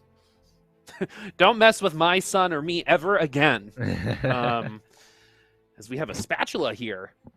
Let's see where this is going to go. Makeshift armor is going to be our augment. So we're trying to stack our units right now. Our Yep. Camille and our Ezreal not going to get the extra boost, but everyone else is, and that's really nice, especially with the units like at tier 1, having that makeshift armor can steal a unit or two at times, as Chewie has some beef right now. Not Chewbacca beef, don't worry. Chewie, though, is got that Caitlyn in the back line, but there's a lot. This makeshift armor might be is the difference maker along with that Thornmail. One item, man. All you need for any early game IE holder is that Thornmail, and you're probably going to win that round. Yeah, it is going to be pretty good. Bramble Vest negating the crits. Caitlyn stuck on the Camille for the whole time. She shields herself as well, so it's just doomed the whole way through. Can even sell this Camille on the bench. Don't really need that. If Sunny Shore loses to make 20 gold, Nico's help is also on this bench, as well as a spatula. So Sunny Shore has a lot of potential mid-game and late-game power spikes that can happen there. Maybe Sunny Shore streaks all the way up until a fast 8. Can find something like an Akali or a Kaisa, and then use the spatula at that point to then get a synergy for those units respectively. That'd be a pretty good board. Remember that TFT is a game of opportunity and choice, right? Your items and your units give you opportunities, and it's up to you to make the right choice, right? One path is going to be a 65%, another is going to be an 80, and maybe the third path is just 83%, right? But that 3% is what you need to get a top 4. So when you're presented with opportunities, you have to develop the context or already have it, and then make the right choice for that portion of the game, and not just that portion of the game, but for what's happening a little bit later as well, as this is going to be a win here for Sunny Shore. But I say that because you need to present yourself with opportunities in order to get there, and this board by Rat actually lost against Jerry Wu. So Wu is going to make it to Krugs without it. What's up, Khroen?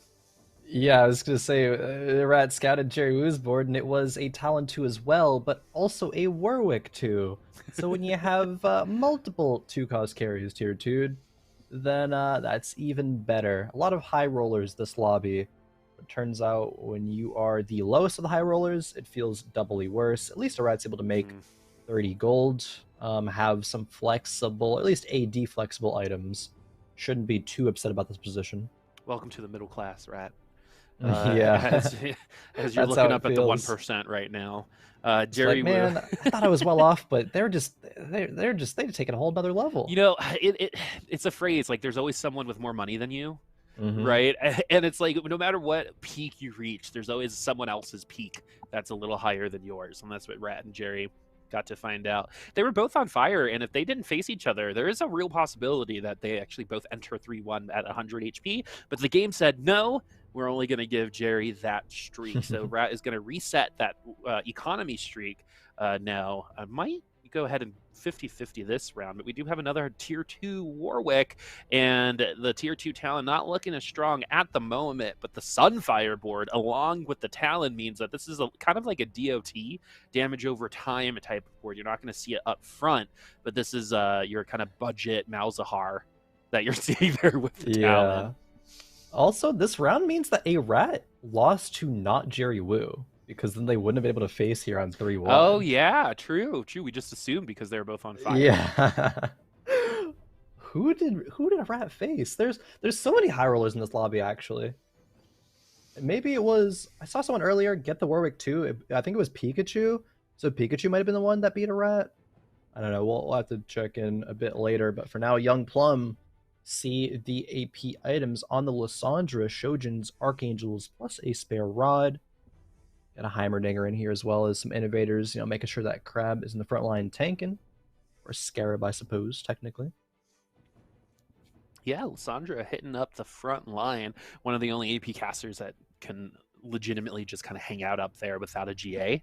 And so Lysandra should be able to get to those casts. Can GA herself if necessary, but sometimes that locks you up so you don't do enough damage and don't get to your other ultimate fast enough. This one's going to be interesting because Shojin's along with Archangels feels a little counterintuitive. It is in the early game, but once we do hit like this moment right here at 15 seconds, we've already gotten 3 stacks of that Archangels. We're feeling pretty good. So we're not only getting a ton of ults off just in general, we're getting more ults as we get stronger too. So adding that kind of mid-range ult is going to take away some units that normally wouldn't have been able to be taken off the field. If we have three augments, don't we? We do indeed have three Yeah. augments, three that are pretty specific. At least they're going to end up being, I guess the least specific one is the Tome of Traits, where you can pick between 4 different options, of course. Scholar, Socialite, probably going to be the ones that Young Plum picks between. Socialite is going to be the one that is most flexible.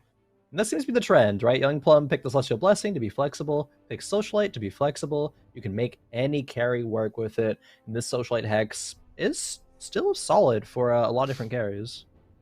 Oh yeah, totally. That's one of the better hexes because you can put a range carry up there, right? Yeah. You can keep people safe. Although that was a Draven spot last set.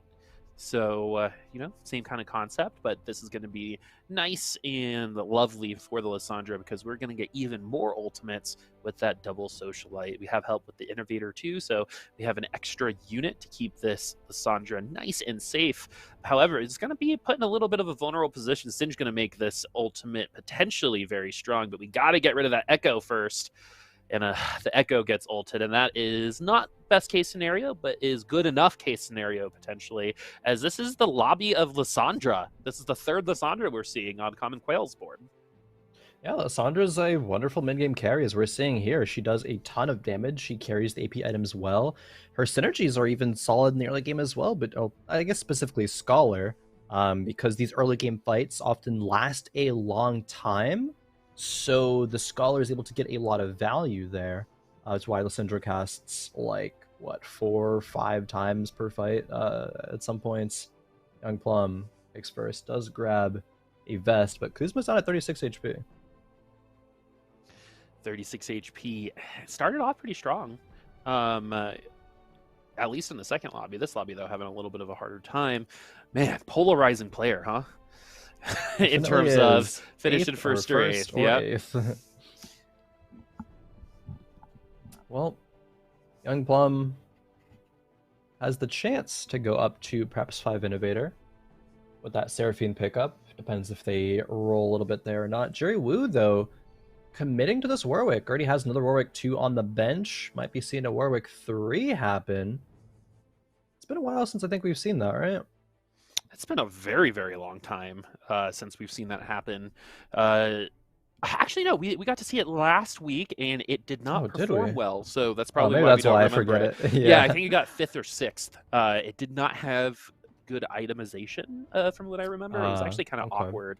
I think there might have actually been a death cap on it. Oh, okay. I do remember it now. I see. Yeah. The things that are like bad and don't work out, I actually just like delete from my brain, and I'm like, nah, it just didn't happen. But the things that like work out and get it first, I'm like, okay, I'll remember that. That's how I deal one. with my relrelationships too. Wait, I mean, we're talking about TFT. Game 3 now, 88 HP for Jerry Wu.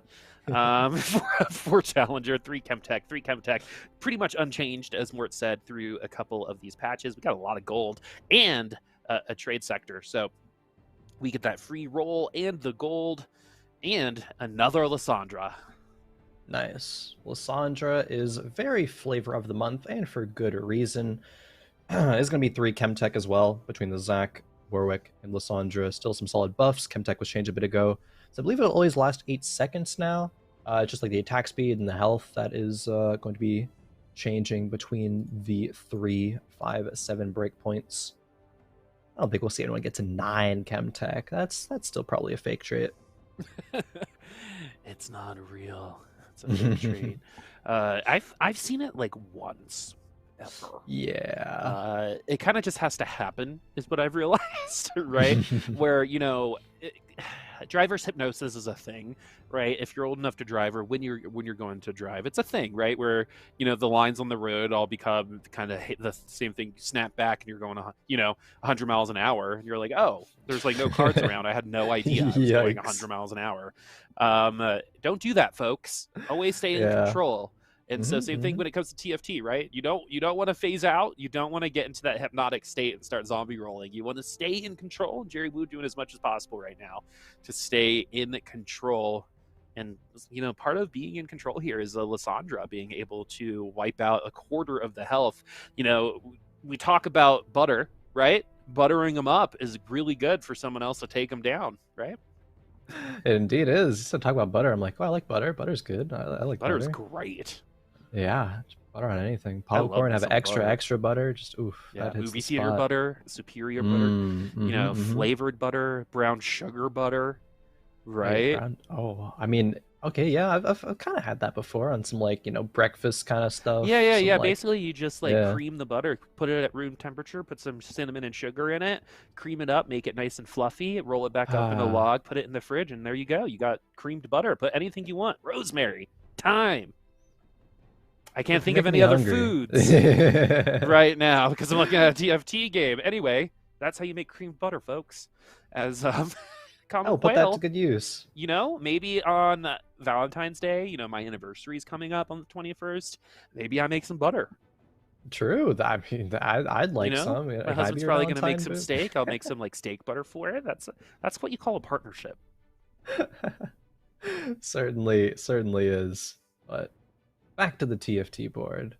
Innovators scrap going on for Common Quail. Did get the Innovator emblem, I believe, from a tome. So the potential of a dragon is here. That's exciting stuff. Dragons can very much win games. If you're able to get a Jace carry online, Heimer already has some good items as well. Lissandra has some nice utility. This is yet another Lissandra with Morellos. I feel like almost everyone has one at this point. It's just even at tier 1 it's ulting, right? So you're going to be able to tag as many people as possible for the Morellos, and this Lissandra is pretty strong. Even at tier 1 you've got the front row upgrade there, and you've got, if you get any kills, you get the reset. So not going to be helpful in that situation, but we do have a QSS static Shiv Warwick here, which is pretty scary, especially if the AP does get tier 2 itself. So things like Lissandra get even stronger when a static Shiv is on the board. Yeah, 100%. This bear doing a lot of work as well for a Common Quail. Dipped a bit low in HP and still, losing rounds. We saw that last round. 40 HP. I still when I see 40 HP, I'm like, where's the Radiant Blessing, man? I want to see it, but it always disappoints me. Never happens. Always disappoints me. There's so many jokes I want to say, but will refrain from. Wow, the self-control there, Boop. I didn't expect that. I know, I'm disappointed in myself. Anyway, 50 gold now for a Common Quail, 40 HP, like you said. Second or third Warwick here, third. as this is a Stand United Sunfire board comp across the way. And the Innovators need some help here, and it's going to get some from some CC. Oh, gets the double kill on the Zillion Bomb. Ooh, was that Bjergsen? Oh, man. The Game 5 Bjergsen Zillion coming in. It always works out. Never disappoints. On Quail, though. Middle of the pack HP. Look at the lobby HP here, Boop. Besides for Pikachu in first place, 2nd through 8th is only an 11 HP gap at 4-4.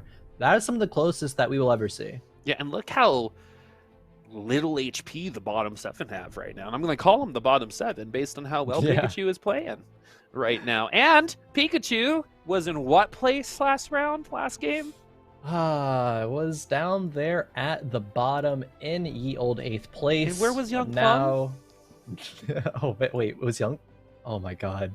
Young Plum was in 7th. Yep, so it's happening yet again. It might be happening.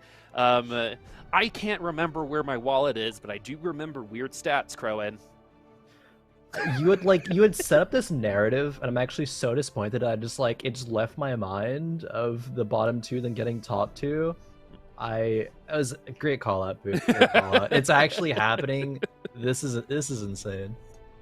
So I wonder what Young Plum is running here. We haven't really gotten to see that, as Rat had a very good start, but seems to have cooled down a little bit. That's the thing, right? You can start off really strong, but if your comp never gets stronger, right, you might find yourself in a pretty similar position. Kaisa going to steal a couple units away.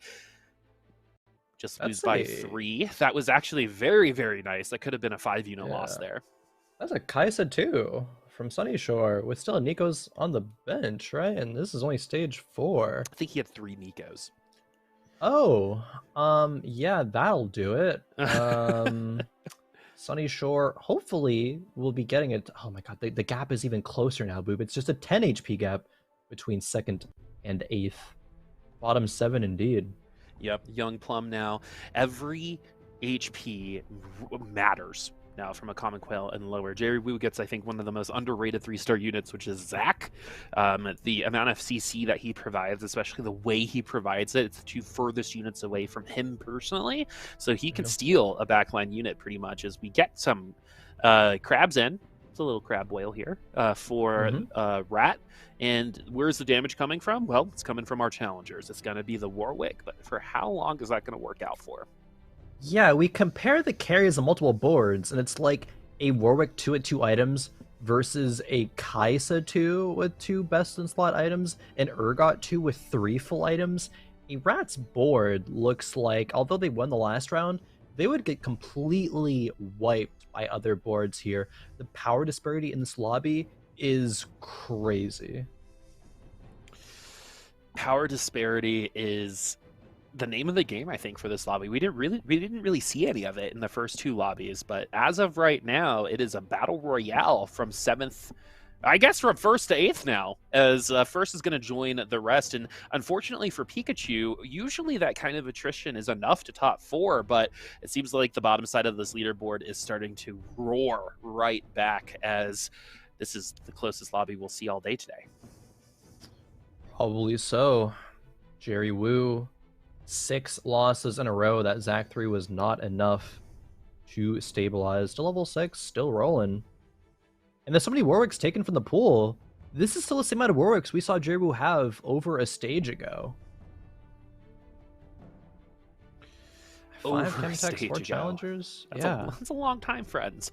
Very long time. We do finally get some good opportunities, right? Remember, opportunity meets choice, and as of right now, the opportunity has just been Zac, right? Which isn't the best choice, but we do have a couple more items, and I would probably cry a little bit here, as well with all those tiers. A lot of AP. And not a lot of AP on the field, unfortunately. But we could get up to our Lissandra. Getting a tier 2 Lissandra at this point is actually kind of lucky, seeing how the rest of the board is, the rest of the convergence is. Yeah, and you got to roll down to 0 in this spot. Hopefully find the Warwick 3. We found 2 Warwicks already. Need the 3rd to come through. Only 5 more seconds left in the preparation phase. Jerry doesn't know what he's going to be selling here. That should have been a roll to 0, but it's not going to be. And Jerry Wu might lose some very much needed HP because of it. Isn't even able to make the full item before that Zac 3 gets Tom Kenched. And yeah, this is a 7-0, 6-0. It's a 6-0, but still, Jerry Wu is now on elimination point. And what place was Jerry Wu coming into this? Jerry Wu was tied for 1st. Yep, okay, so it's happening. Khroen is happening. Young Plum and Pikachu both could make me look like an absolute genius. We'll see what happens. It doesn't take much since I already am, but Jerry now looking Humble for that always. Urgot has the Quinn 3 Chemtech Quinn. That's actually pretty nice. Quinn, super annoying against units like Jinx, against units like Jin, for example. So now that we're at tier 3, we're gonna get that ult off, and that blind/disarm is gonna last for a bit. But at 4 HP, we got to be perfect. Literally perfect from here on out. So, Boop, important question. Where's Warwick? Warwick is in the Socialite Hex, right? Yep, he is, but the Warwick 3 is nowhere to be seen. Oh, there was all no the gold Socialite Hex. That was the Socialite Hex. Well, there were like a ton of Warwicks, man. You know, that was like the one game in the world where going Warwick was a bad idea. It's like TFT players and streamers all have a little bit of a hive mind, and once one person says, I'm going to go Warwick, they all do. Yeah. It's funny how it happens that way, but it does. And no one's going to be all the way up there in 1st place anymore with a huge lead. It's in fact going to be a Common Quail who's in 1st right now with a win streak, 5 win streak in fact, because 7 Innovator is here and is online. Love to see that one. This means that we're gonna need some Last Whispers and Giant Slayers. We're definitely seeing them right now, as the Socialite Hex being used by almost everybody. So if you have a Shroud of Stillness, if you have something like a Zephyr, that's gonna make that Socialite Hex maybe a weakness at the end of the day. But this is gonna be a pretty big ult from the Dragon. What happens after is what's important. Yeah, there's some great items here for a common Quail's board. Kuzma's board is strong though, so if it's going to be any board that contests it, is this one. The Seraphine's still alive, the Jace is as well, but not for much longer. Kuzma's Urgot. These are some good Urgot items, and Tom Kench is farming even more for him at this point. Pikachu, what's going on, man? You gotta make it back onto the top. You had such a big lead, so there are a couple comps that kind of scream, oh, I started off strong and I'm having a little bit of a hard time now. Assassins Without a Collie. It could be it sticking to Yordles. It could be it too. Maybe we're playing Warwick as well. But we actually haven't seen Pikachu up against anybody in a bit as well. So once we do find out where that comp is, we'll let you know. For a sniper board from, actually didn't catch who that was, but for sniper board, nonetheless. And okay, here's the Kai'Sa board from a Sunny Shore. Jace with a BT, and could just Nico it for a Jace too. Is going to go ahead and do it. And thank goodness it's a great item for someone like Jace.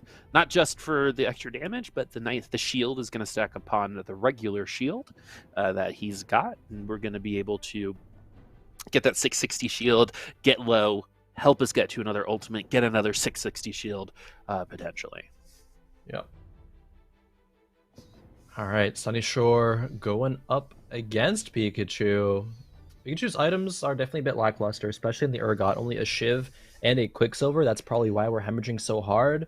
Pikachu could end up going out here in 7th place after having such a huge lead. That might happen because this board's getting almost full wiped right now. Pikachu is going to be eliminated.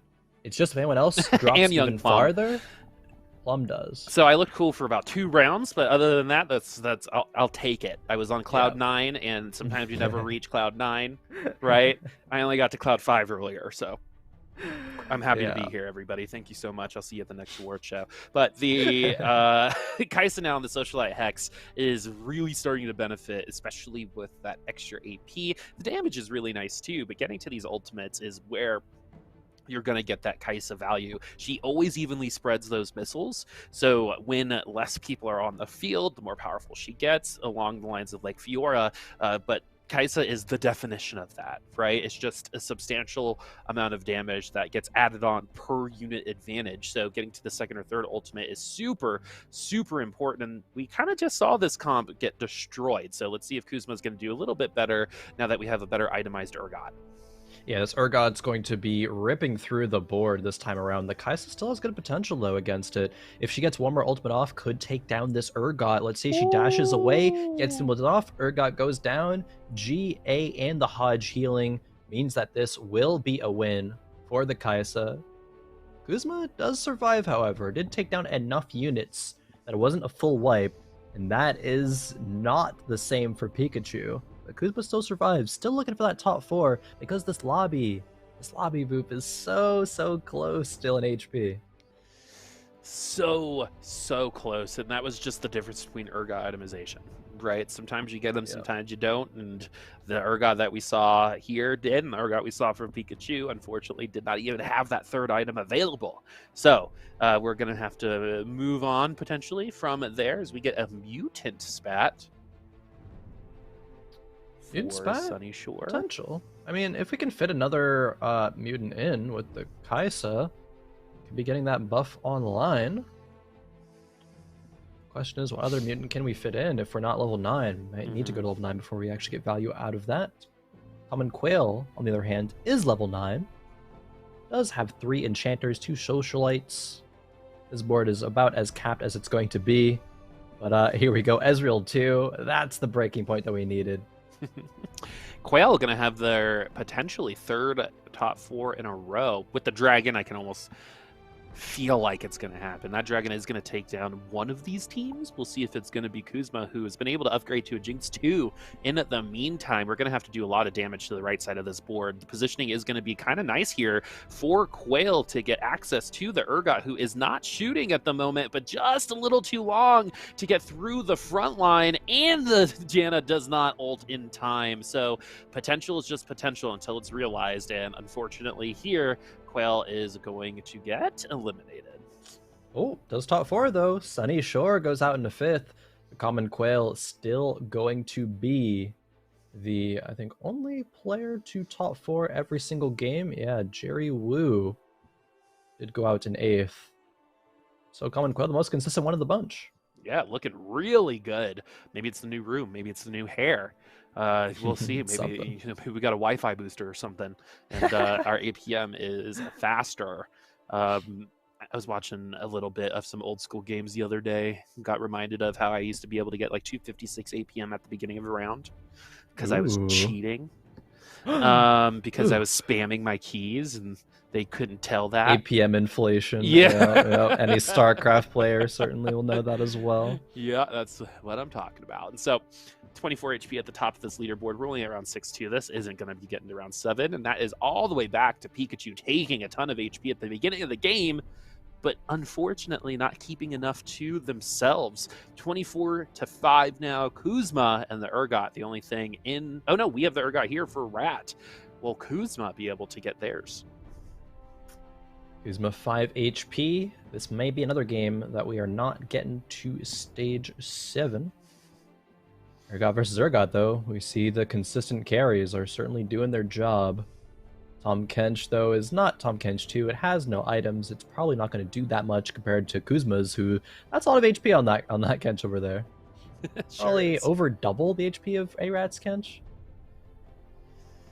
Well, and that's, in terms of value, that's double the amount of value that they're going to get from the Tahm Kench, because Tahm Kench also acts as a, partial Zephyr, as it's really Urgot versus Urgot here. It's defensive item versus offensive item, and it looks like going all offense is going to be the best defense here, as Rat going to take the L. We're going to go to Carousel. We'll see if that changes anything, but as of right now, it looks like Kuzma is going to take this, unless maybe we position separately, we get a better item. We'll see what happens. Oh, Kuzma even gets the Shroud, and that's probably going to be the nail in the coffin. Gargoyles is just so unlikely to have as much value as a Shroud in the late game, unless the Shroud misses, but that's almost impossible, given the fact that you can just place it as the round's loading in, so you can guarantee hit wherever you want. Gargoyles maybe goes in the Jace. It is a Jace too, but I don't think it'll be enough. The game will end on this round either way, though. Yep, it's impossible to go past this point. This is peaked or topped out boards. Seraphine might get switched out. Anyone else? No, just the Lissandra. The Seraphine going to be pretty important in terms of keeping this team alive, because there really isn't that same type of support on the other side. We have the Munda ult going through, Lissandra ults as well, but so does the Urgot. And we have the Jace going up against the Urgot this time, and offensive Urgot having a little bit of a rougher time, but around it, we get a lot more support, as the HP for this Tahm Kench is a little bit, not a little bit, very much too much to get through, as we're also gonna give a little item to end the round as well. Yep, a little cherry on top there. It was a lot closer of a fight, but it is still going to be Kuzma claiming that one, and that's going to be double wins in a row. Kuzma went from 7th to first. Is not on pace for any records, but is on pace to, outplace a Rat in the last week, because Rat got an 8th last week, but the rest of the games were first, second. So still big shoes to fill. Yeah, we were like, Rat got 5th this week. So knowing that, and knowing that he top 4 there, we're probably going to see him in the top 4, but let's see. Yeah, let's take a look at the scores. We have them ready. After our 3 games, Kuzma is in the lead currently, 22 points. A common Quail in second with 20. A Rat with 18. Sunny Shore 17. Chewy 16. Jerry 15. Young Plum and Pikachu, unfortunately, down in 7th, 8th with 8 and 7 points respectively. So no chances for them to get into the top 3. but still playing for a bit of pride. Playing to play spoiler, which happens all too often, Boop. It's almost a guarantee, I would say, at this point. Almost a guarantee. It happened last week. Well, it happened the week before that, probably. I would say like not even 60. I think like 75, 80% of the time, someone who is in 7th or 8th place will top 2 in the last lobby. And who would that affect the most? Well, it's going to affect everyone in 3rd and 4th the most. It's going to push people out if you play spoiler. But here I'm actually really interested because Jerry Wu is in this situation now where it's kind of like put up or shut up. Right? We've talked very Yeah. well about you. You've played very well. You've had one bad game, right? And unfortunately, that puts you on elimination station for next week. However, you are good enough to make it into that top 3. You've done it before, but we've not seen Jerry play from this position ever. So I'm very curious to see how he handles this and what kind of comps he plays. If we get a little dizzy, if we carry a little bit of the spite from lobby 3 into lobby 4, and the spite from lobby 2 because we got unfortunately we were the only person to get Yumi bugged. So Yeah. there's a lot there's a lot that's happened to knock Jerry off of the tightrope. We'll see if he's been able to recover. Yeah, did see Jerry get a little bit dizzy at a point earlier on in the games. Not the cleanest of transitions overall, though it has been really, really good between last week to this. One game of a slip up could cost you, right? Even if Jerry Wheel gets like 4th place, could still, not qualify for next week, or at least the next time we have a Fight Night Rising in the new year. But it all comes down to this one, Boop. It's going to be really intense. There's still a lot of closeness. What was it? Only 7 points about separate 1st through 6th. So a lot could happen still in this final game. Mm-hmm. And speaking of closeness, I don't know if it's really as close as what you're seeing on screen right now. But Okay, definitely cool. feeling close so far in the lobbies. I am just really curious to see how our 3rd, 4th, and 5th place players and 6th place players are going to handle it. What kinds of comps are going to be going for? Are you going to be Yep. hitting a little bit riskier augments, right? Because everyone's been playing pretty well. Everyone's had, other than our bottom 2, everyone's had at least an opportunity to sniff the top 4. Right. Mm-hmm. And so they've been able to cash in those checks. And now we'll see if those investments pay off based on what augments give us, what the More God is going to give us. Because usually, not usually, sometimes this 4th lobby is a little bit of a coronation. But today, anything's still up in the air with that top 6. 15 points being 6th place is a lot of points for 6th place. Yeah, no, definitely. I would say the biggest thing that I anticipate happening in terms of the change of play styles will be if players commit to early mercenaries or not. That's going to be the big, like, 1st or 8th play. How hard are you going to commit to it? Do you even, roll for mercenaries early if you have 2 out of 3? If you hit, that game could be 1st. If you miss, it's probably going to be an 8th. And there's really no in between when you go to that style of play. Oh man, you're talking about like all of my games. So I've been like a top 4 player this set and have been this whole time, right? I've been living in 3rd place, and every time I play Mercs, I get 7th or 8th. At this point, it's probably my fault. But Probably, but I can maybe still not. blame Mercs. Yeah, true. Because every time I pack that Gangplank, for some reason like Alawi's the one I can't find. Right. Yeah. and then like I'll get like Gangplank Misfortune and I won't see a Quinn or a Lowy for 5 rounds. So that's how I play Mercs. We'll see if anyone plays Mercs the appropriate way here, as this is actually a pretty good opening pack here for Rat. We got 2 pairs and we have a pretty good item start because both those items can either go into each other or move into some other components, as we got an item remover, something we actually haven't seen a ton of so far today. And we're going to end the day with a prismatic start. What better way? You start the day with one, we end the day with one. This is a nutty Wise augment. spending. Wise spending does potentially justify early game re-rolling, and it is going to be what a rat will pick up.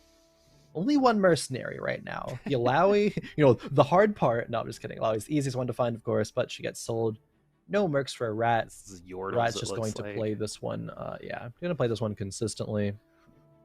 Where's a rat at? A rat has 18 points moving into this game, so just 4 behind 1st. A rat could be a 4 week in a row winner. There's a potential still on the table. Yeah, wise bending is one of those augments that changes the way you play TFT.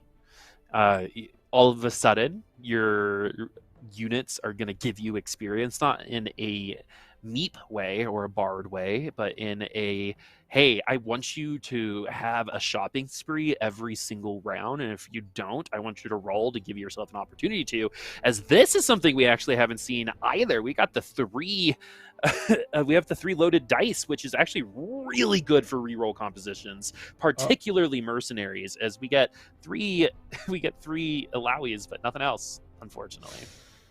yeah, I think that was probably to hit mercs Yep, for Jerry Wu. it's definitely the hit marks. Yeah, it's not like we're re-rolling for a Lowy 3 or anything.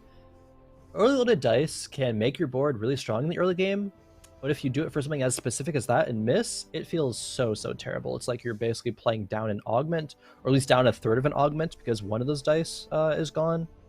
Jerry Wu, with the 8th place last game, needed to turn it around here, but that is not a good start to do so. I don't know if I would have gone the Merc direction here, especially since the game. I truly believe in like luck being fickle, right? It's there sometimes and then it's not other times. And right now, you have to kind of track your luck. And Jerry hasn't had good luck so far today. And that would probably push me away from it. That does help. We get our Merc, but 1 round too late. Yeah, it's still okay. It is around late, but hitting it means that this is going to be salvageable. Potentially. Do I have to expend another dice for it? But 98 HP. Gonna be... Wow, selling everything as well, making the board as weak as possible. Just really wants to make sure this loss streak continues. Yeah, and we're going to pick up some units just because we're going to get that loss streak to continue. We didn't like having the tier 2 Alawi on the bench, even though it was the only value we got out of one of our loaded dice. So interesting choice there, because even a win or 2 at the beginning isn't terrible. You're going to get a couple extra gold after the second win. So interesting choice here. We'll see if it pays off. I mean, it makes sense, I think. If there's even a chance that you would not go on this huge streak, then and would win instead, it might seem kind of doomed. It might not inherently just be, quote unquote doomed, but I think Jerry Wood just wanted to play it perhaps how they know how this mercenary comp to do, and a lot of people do just go full loss streak, get to that break point of like 7, 8, 9 losses, and then I'm probably not gonna be able to go the full 11, but then cash out, get your Nikos, get your gold, push levels, and get a strong late game board. There's even a game recently, I think that someone, I think it was Soju, had like the most insane Merc game. He had like an opener similar to like full loss streak, got everything online, had 7 Mercs, like fully tier 2 5 cost units and everything, and it was probably the most disgusting one you ever see. Maybe we might want to be taking a page out of that book. We don't approve of stealing. We do approve of tactical borrowing. Tactical borrowing. Yeah. We're going to tactically borrow from our peers and our friends to make ours a little bit better as we finally... That was like the slowest 10 gold I've ever seen from Jerry. Oh, man, that was painful to get up to. But we finally got there, and we're probably going to get a Merc payoff at some point. We have the cloak now with the Cho'Gath. The cloak going to be turning into a Runin's Shiv or something else with the Reforger, as Quail, most definitely our most consistent player today, going to be grabbing the rod. Or, yep, no, that's Pikachu. Quail grabbed the belt. Yeah, grab the belt. Maybe a Morello's with that belt then. Twin Shot is here, but no Twin Shot units are on the board. Does have a Kog'Maw on the bench. Maybe waiting for a Graves or a GP to make use out of that. Playing Yordles. Hey, farming gold while being 100 HP feels pretty good. Sure does. Farming gold, getting HP. Curious to see where Rat is on that HP, because that's something that we could hit level 7 on a reroll comp and actually kind of screw us up, because our tier 1 units get less optimal odds. So something to consider is this one's going to be a twin shot composition. Common Quail, though, sitting at 100 HP. 3 people after the carousel, still at 100 HP. But it looks like we're going to get 1 less. Yes. Yep. Can the Vibe punch one more time? Get another unit. Does punch. The unit does not fall. Common Quail starts losing, but that's okay. We're farming money with Yordles, have 20 econ, and we're not really making literally any use out of our first Prismatic Augment so far. But is setting up for a good late game, right? I think this augment with the twin shots are going to allow you to go in Urgot Jinx board very, very effectively. Again, just need to get there. Just need to get there indeed. And that was a winning Mercs for Chewy, so that's the opposite of what Jerry Wu was trying to do. So now that we know that there was someone who was running a winning Mercs comp, kind of going the opposite direction like Jerry is a really smart decision, now that we have a little bit more context, because if someone's already winning with Mercs, they probably have more units than you with Mercs anyway. So just lose out on the first couple rounds, get better units to surround your Mercs to cash out, and we'll see what happens after that, as a Common Quail will probably lose this round too. Most likely, and actually guaranteed, as it is a Warwick 2 with a Giant Slayer plus a couple other upgraded units. Not bad though, 3 streak into 2 streak, still 30 gold, 86 HP. We've seen a lot worse than that before. Kuzma and Chewy gonna be, I feel like they're always like together, whether it be on the bottom of the lobby or top of the lobby. They just, if they're both streaking, they're doing hot. If they're not, they are way down there at the bottom. Yeah, but they're going to be holding hands on fire, doing a little bit of a fire sandwich there at the top. Just fire and fire. No other just ingredients. Fire and a little bit of sprinkle sandwich. of fire. It's the different colors of fire. You know, the blue fire, the red fire, the green fire, the orange. Wait. Wait a minute. Anyway, I'm not playing D&D. That's right. Sunny Shore now. 80 HP, staying on the bottom side of the leaderboard, but we do get a sword off this round, which should help our Talon, but it's only Talon 2, or Talon 1, and we saw that Talon 2 can get you to Krogs without losing. Talon 1 apparently can do the opposite, but help us get a lot of money. So we're going to go ahead and level up some, do a little bit of slow rolling, and a little bit of slow play, and put our Imperials in. Imperials, oh, okay, they were in, and now they are out. Samira can be a very good commit for the Imperial composition. Still, not going to be the most common thing, but it's one of those niche compositions that you can get online and pop off with. Just going to rely on the Talon, though, for now. Just going to rely on the Talon, and that's A-okay. That's a really good unit to at least guarantee a singular kill. That's usually what Talon can get you, and that's exactly what we're going to get here. 1 kill. And that was the Oriana. Maybe we steal the Taric if the Twitch gets it off, and we do. So that's 2 units down. Sunny Shore is going to take that L, but could have been worse. And we're on tap to potentially pick first on this next carousel. Jerry definitely going to pick first on that next carousel. We are playing Mercs, and that hash out's going to be enormous, since we did get to lock that in at 3-2, and it's been at least 4 or 5 rounds now.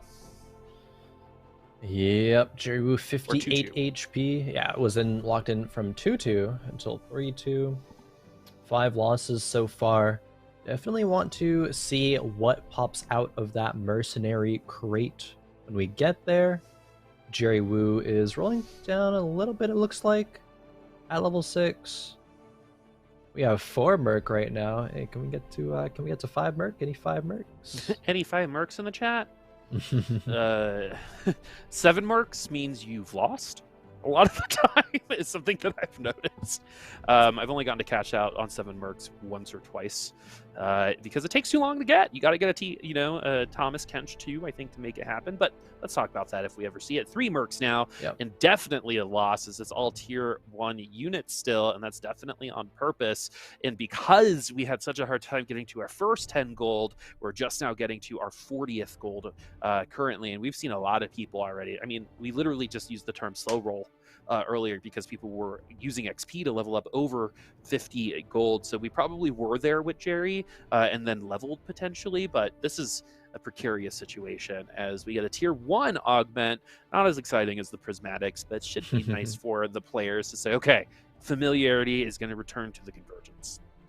Yeah, familiarity, consistency, all good options here for young Plum. We have what? There was a funny front line. There was Knife's Edge, and then Socialite. I guess Knife's Edge isn't fantastic because the Socialite Hex is third row, so wanting to avoid that just goes into their Socialite. Yone is already a potential. The items aren't great for it. Usually Giant Slayer isn't on the Yone, but you can get away with it. Young Plum still can pivot into a few different things, though, and has the Reforgers on the bench to make that an easier pivot once one does come through. We have two Merc players. We got one in first, one in eighth. And that very well might switch as the value of winning Mercs becomes less and less at this point, as Jerry now, with any cash out, becomes a potential winner of the lobby if it's a good cash out. Sometimes it's just a bunch of gold and it's just not quite enough to make it through all the deficit that you've already created. As cash out. Here's a cash out. We're gonna get it. Oh, Spatula's added to the chest. I think I saw it there. So that's going to be a Tactician's Crown. Jerry Wu did just get up to 5 Mercs, though, with this augment, but didn't have an opportunity to farm much or at all on that 5 Mercs. That is okay, however. Jerry Wu still has opportunity to power spike here. After the carousel, a little bit of a debate. We got to go to the carousel first. Everyone keep clenching. All right, we're gonna see the payout. Don't worry, but make it as suspenseful as possible by tightening your body as much as possible. Is Jerry gonna be getting that bow? So some good opportunities again, right? And remember, when you're met with opportunity, you have to make choices, and Jerry's about to make some very important choices. As even if it's money, we're gonna have a lot of money to level up potentially and start we started really far behind, and now we're definitely catching up to the rest of the crew. We have a lot of HP to make up, but it's not impossible. Here we go. We see some gold, we see some items, we see a Scion and more gold. Level 7, over 50 gold. Having a Tactician's Crown for +1 unit. Could be worse. Could be worse for Jerry Wu here. 8 units being able to be played. I think once they go to level 8, which should be on 4-2, roll it down, hopefully find a solid board at that point. Probably an Urgot Jinx kind of board with these items. Maybe a Jhin I could see as well. But Jerry Wu has the potential to stabilize and actually, contest a top 2 at least this game. Yeah, I think a lot of people would make the rushed move of using all of that money in that round instead of thinking about level 8, especially since that is a possibility. That was a dream before we cashed out, right? Now that we're gonna cash out, maybe a little too early. We did get a Tactician's Crown though, so that's really nice. We're gonna have 9 units on the board at level 8 and potentially get even stronger from that point. Ooh.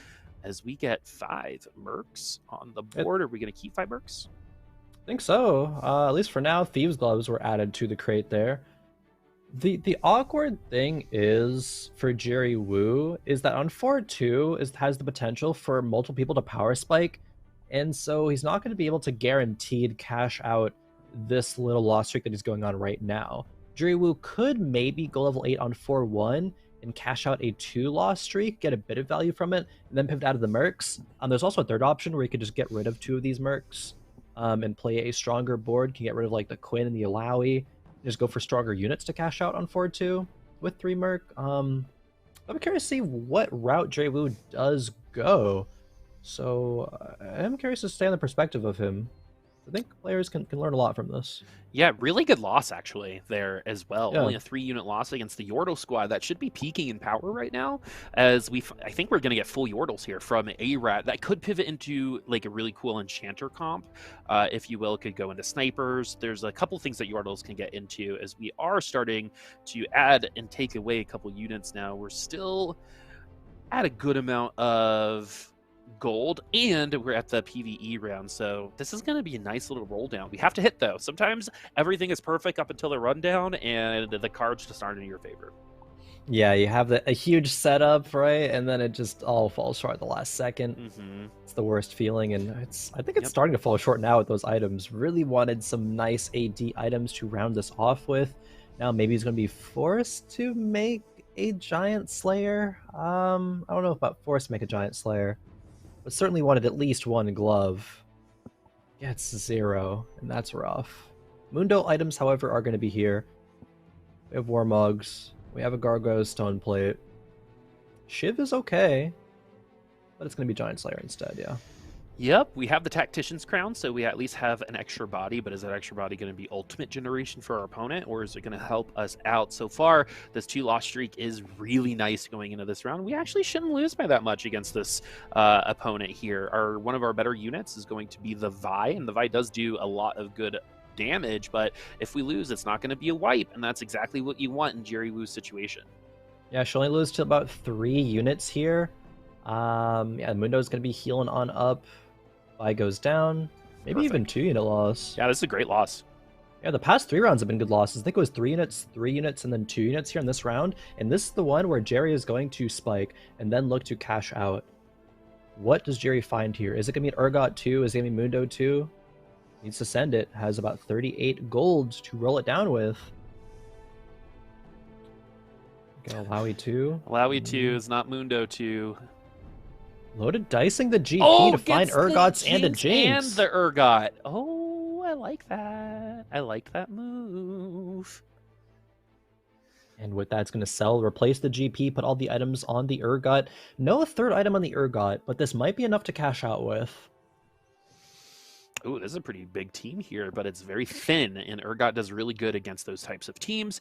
No crits for the Scion, but this is an Urgot, friends. We don't need the crits. The Giant Slayer here actually going to find a mad amount of value against this team specifically, and we are probably going to cash out. Jerry was playing this so well. I think he did everything that he needed to do. Finds the Urgot, finds the carry, good still stuff, plays Jerry. 5 mercs. Yeah, this is good. Now, I see he's cracking his knuckles right now. He's like, oh, okay, it's time. It's happening. Things are going well. All right, get some units, get some gold. The gold is really the key thing here because we need to sell these mercs, roll down, and find the late game board. The loaded dice have gotten their value.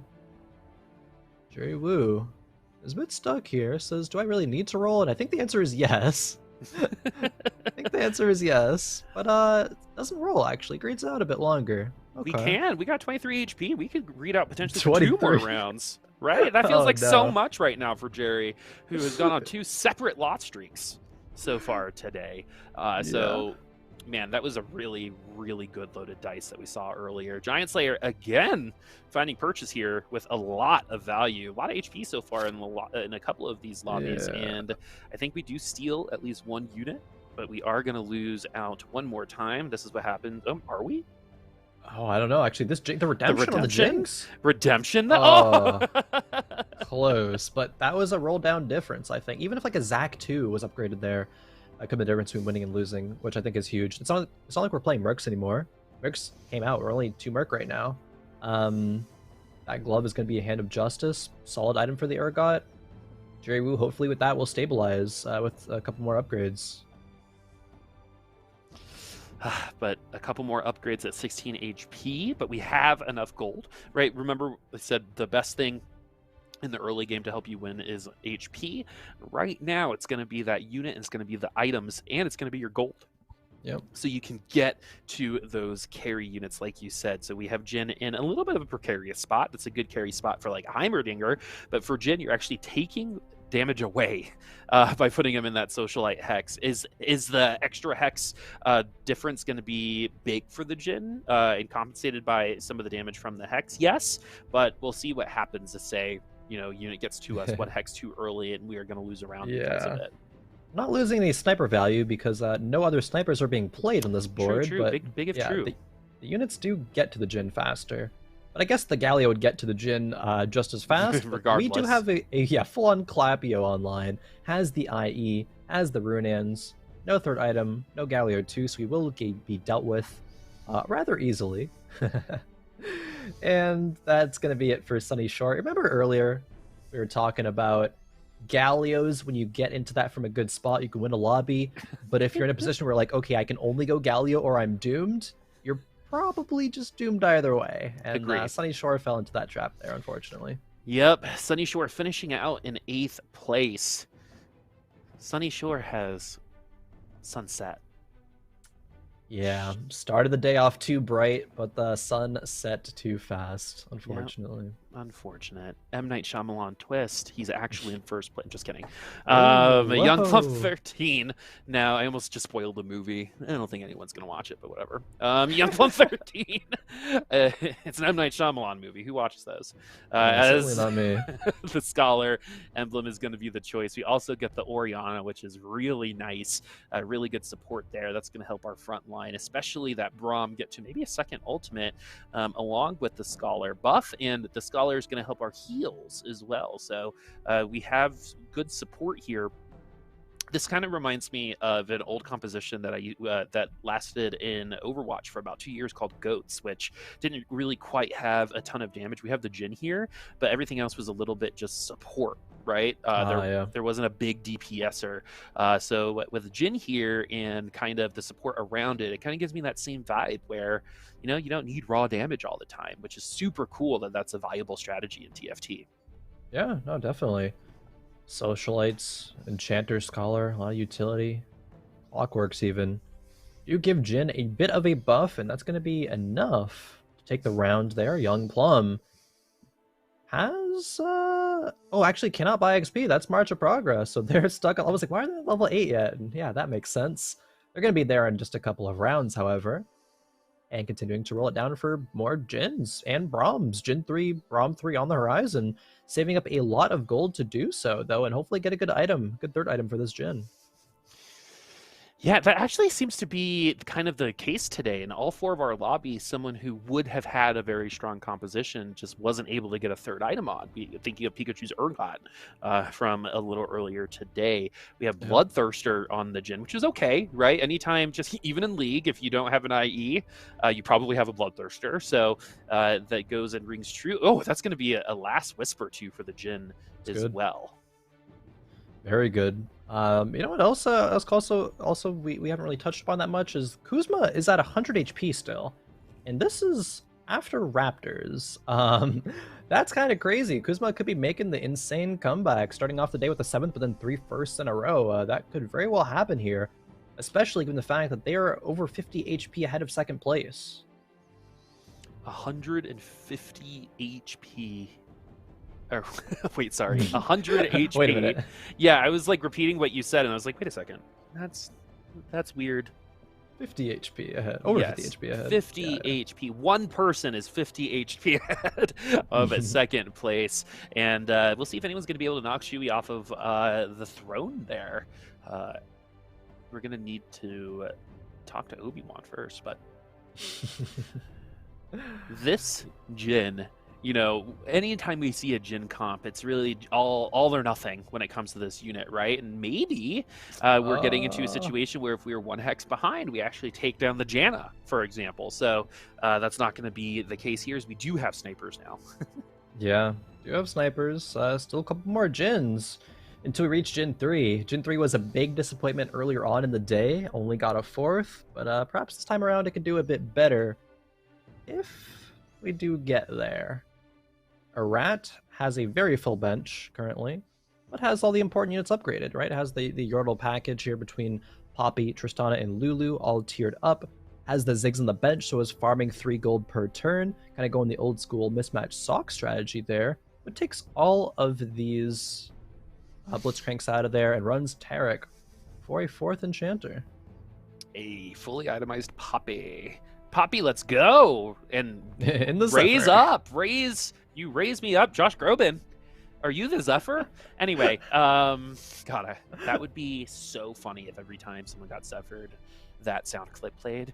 You raise me up. Okay, anyway. I need to just become a game designer at Riot. I have too many great ideas.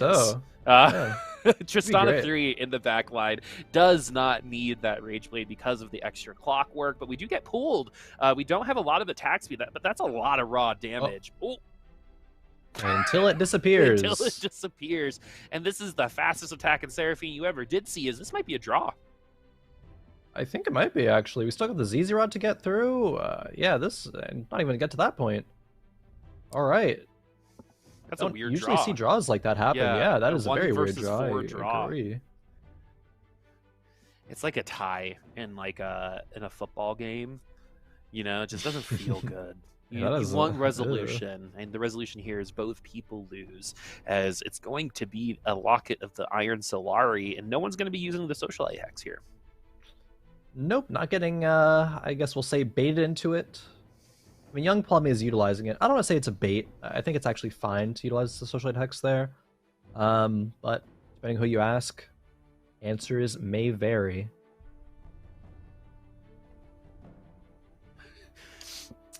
4 out of 5 doctors agree. I've always wanted to be the 5th doctor. They seem to live a better life, more fun life than everyone else. Anyway, these Yordles actually doing a lot better than I would have expected. Rat playing the rats for the first time, I think, in a while. And this time, though, is going to be all Tristana. Thank goodness for the Celestial Blessing, because it is potentially going to win us all around, but it's going to be the Urgot instead. And everything has really tightened up here for this these 6 remaining players, because Chewy, or Kuzma, Chewy's eliminated. Kuzma, who was at 100 HP, what feel like 45 seconds ago, is now lost almost half of it. And look who's on fire. Yeah, the last 3 rounds have taken off 44 HP from Kuzma. Those were huge losses, to say the least. Jerry Wu, however, is up good right now. His 5 win streak in a row. Common Quail down at 9 HP. Still a lot of potential here.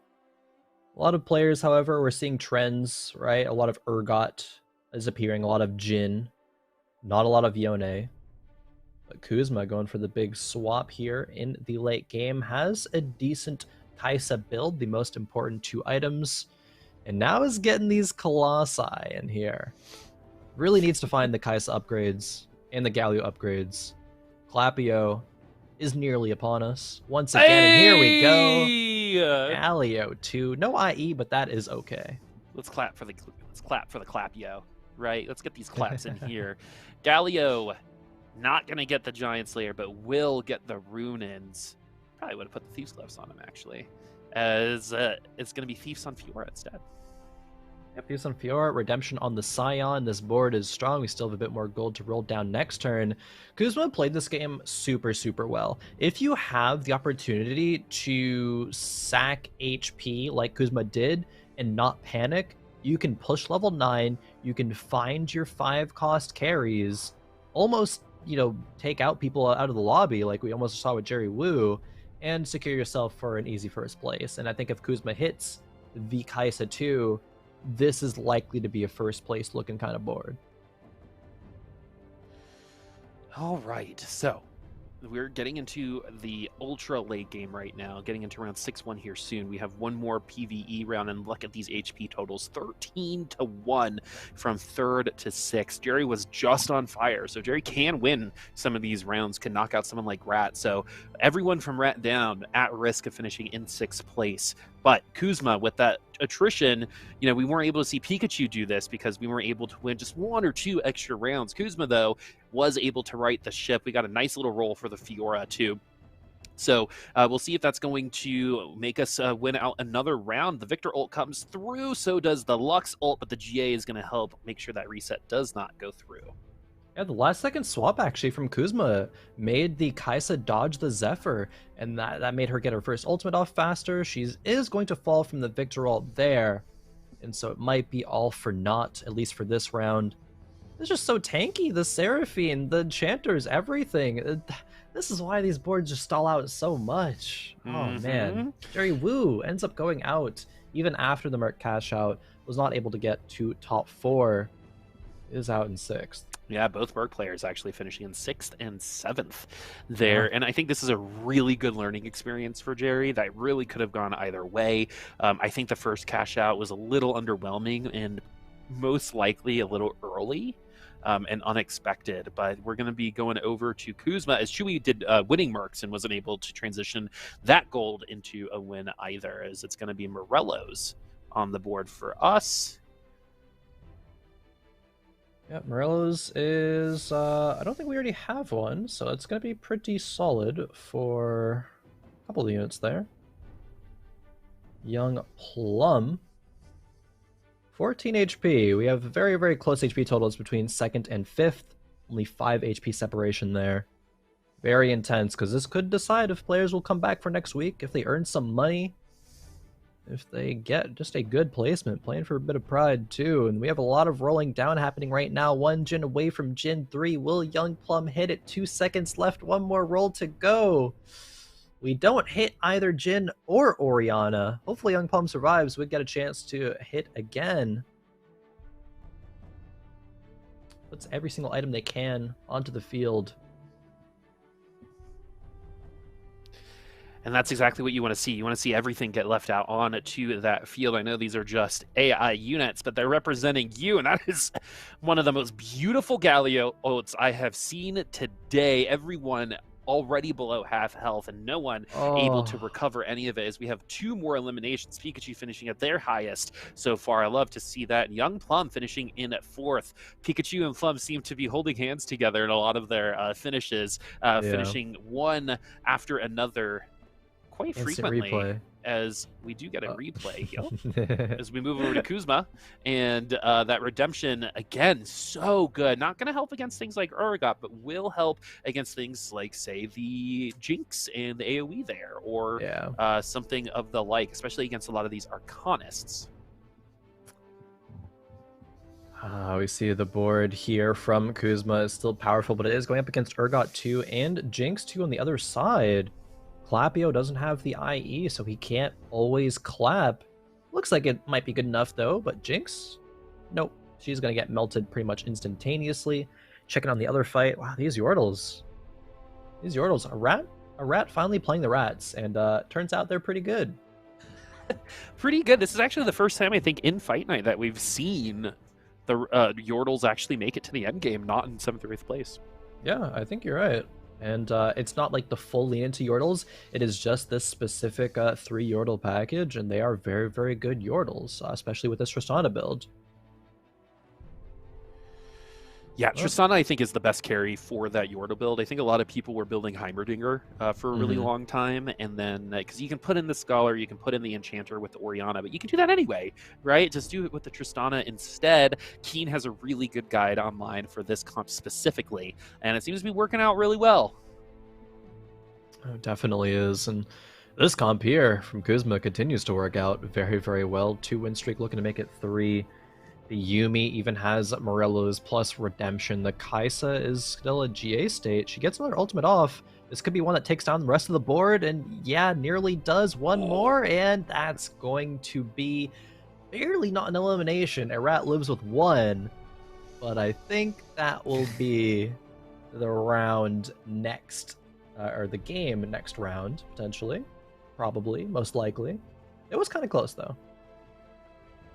It was pretty close, but we got that ultimate off, and that's the difference between Kaisa and the rest of the units in this game, right? You don't necessarily need anyone else on the field, right? You just need a couple units to take a couple units off first, and eventually you're just going to have too much damage every single time you ult, as this is a little bit of an awkward carousel. We got a little bit of smattering of a bunch of different stuff, and Kuzma agrees with me, as it's going to be the Thornmail. Putting that on the Galio. An okay roll, actually, for the Tom Kench as well. Quicksilver can't get CC'd, going to be able to delete units. Walks straight up to the backline, actually, as well. Gets to delete the Jennifer a little bit. But really, it's how much damage this Kaisa can do versus the Tristana. Can Tristana survive for multiple Kaisa casts? She's safe in the corner for now, actually. That was a good reposition to make sure that she doesn't get Galio'd. Kaisa, however, she's going to be casting again. Galio jumps on there. That Bramble is going to be giving him a lot of resistances versus the Tristana, and that will be it. Kuzma's 3rd game win in a row, Boop. What a turnaround here from Kuzma. From the bottom, now we're here, right? That is the definition of that song, and that is why you never give up. You never give up, folks, because an 8th place is just a singular result, right? You go into the second lobby, and you can Kuzma it out with the 1-1-1 after that. The 1-1-1. Not many players able to do that. Even a rat wasn't able to in the past few weeks of competition. But Kuzma, able to do it. That was a good set of games, I would say. We saw a lot of variance in compositions between the AP and AD trees. There actually seemed to be both very viable. We saw not much re-rolling though, which was the thing that I guess had the most question about if we would see coming into today. Are we going to see any Shakos, protector re-rolls, things like that? And it seems like players were a bit scared to go in that direction, but Yeah, still not had a a lot of single variance syndicate nonetheless. comp. That I guess we got one, and it did not top four. Yeah, As we we dropped to haven't. three syndicates Mhm. after five. But you're totally right. That was actually something we didn't see a single Akali today, I believe. So Yeah. let's see who won tonight. Yeah. Yeah, we got the scores, and it is going to be Kuzma taking the dub with those three firsts in a row. Would feel pretty bad if you're able to not get a first place three firsts in a row. A common quail did top four every game, is going to be in second, and a rat is going to come back for next fight night. They still were very consistent throughout, even though they weren't able to win 4 weeks in a row. Still very, very fine, very respectable. And it looks like Jerry wins the tiebreaker against Chewy and Sunny Shore to make it into the money. Three-way tiebreakers are, not the friends of some that we've seen on Fight Night, but certainly the friends of Jerry Wu. You know what's kind of awesome about that is the person we're talking about is Allie, and Yeah. I actually messaged her because of that, and now we're really good friends. Oh, So nice. the tie has actually created a friendship, even though they lost out on the tiebreaker there. So maybe Yeah. Jerry, Chewy, or Sunny are gonna get a little message from Boopasaurus to see how they're doing. But first, we got to talk to Kuzma, who I'm really excited to talk to because he's been here for a little bit as we get this interview going.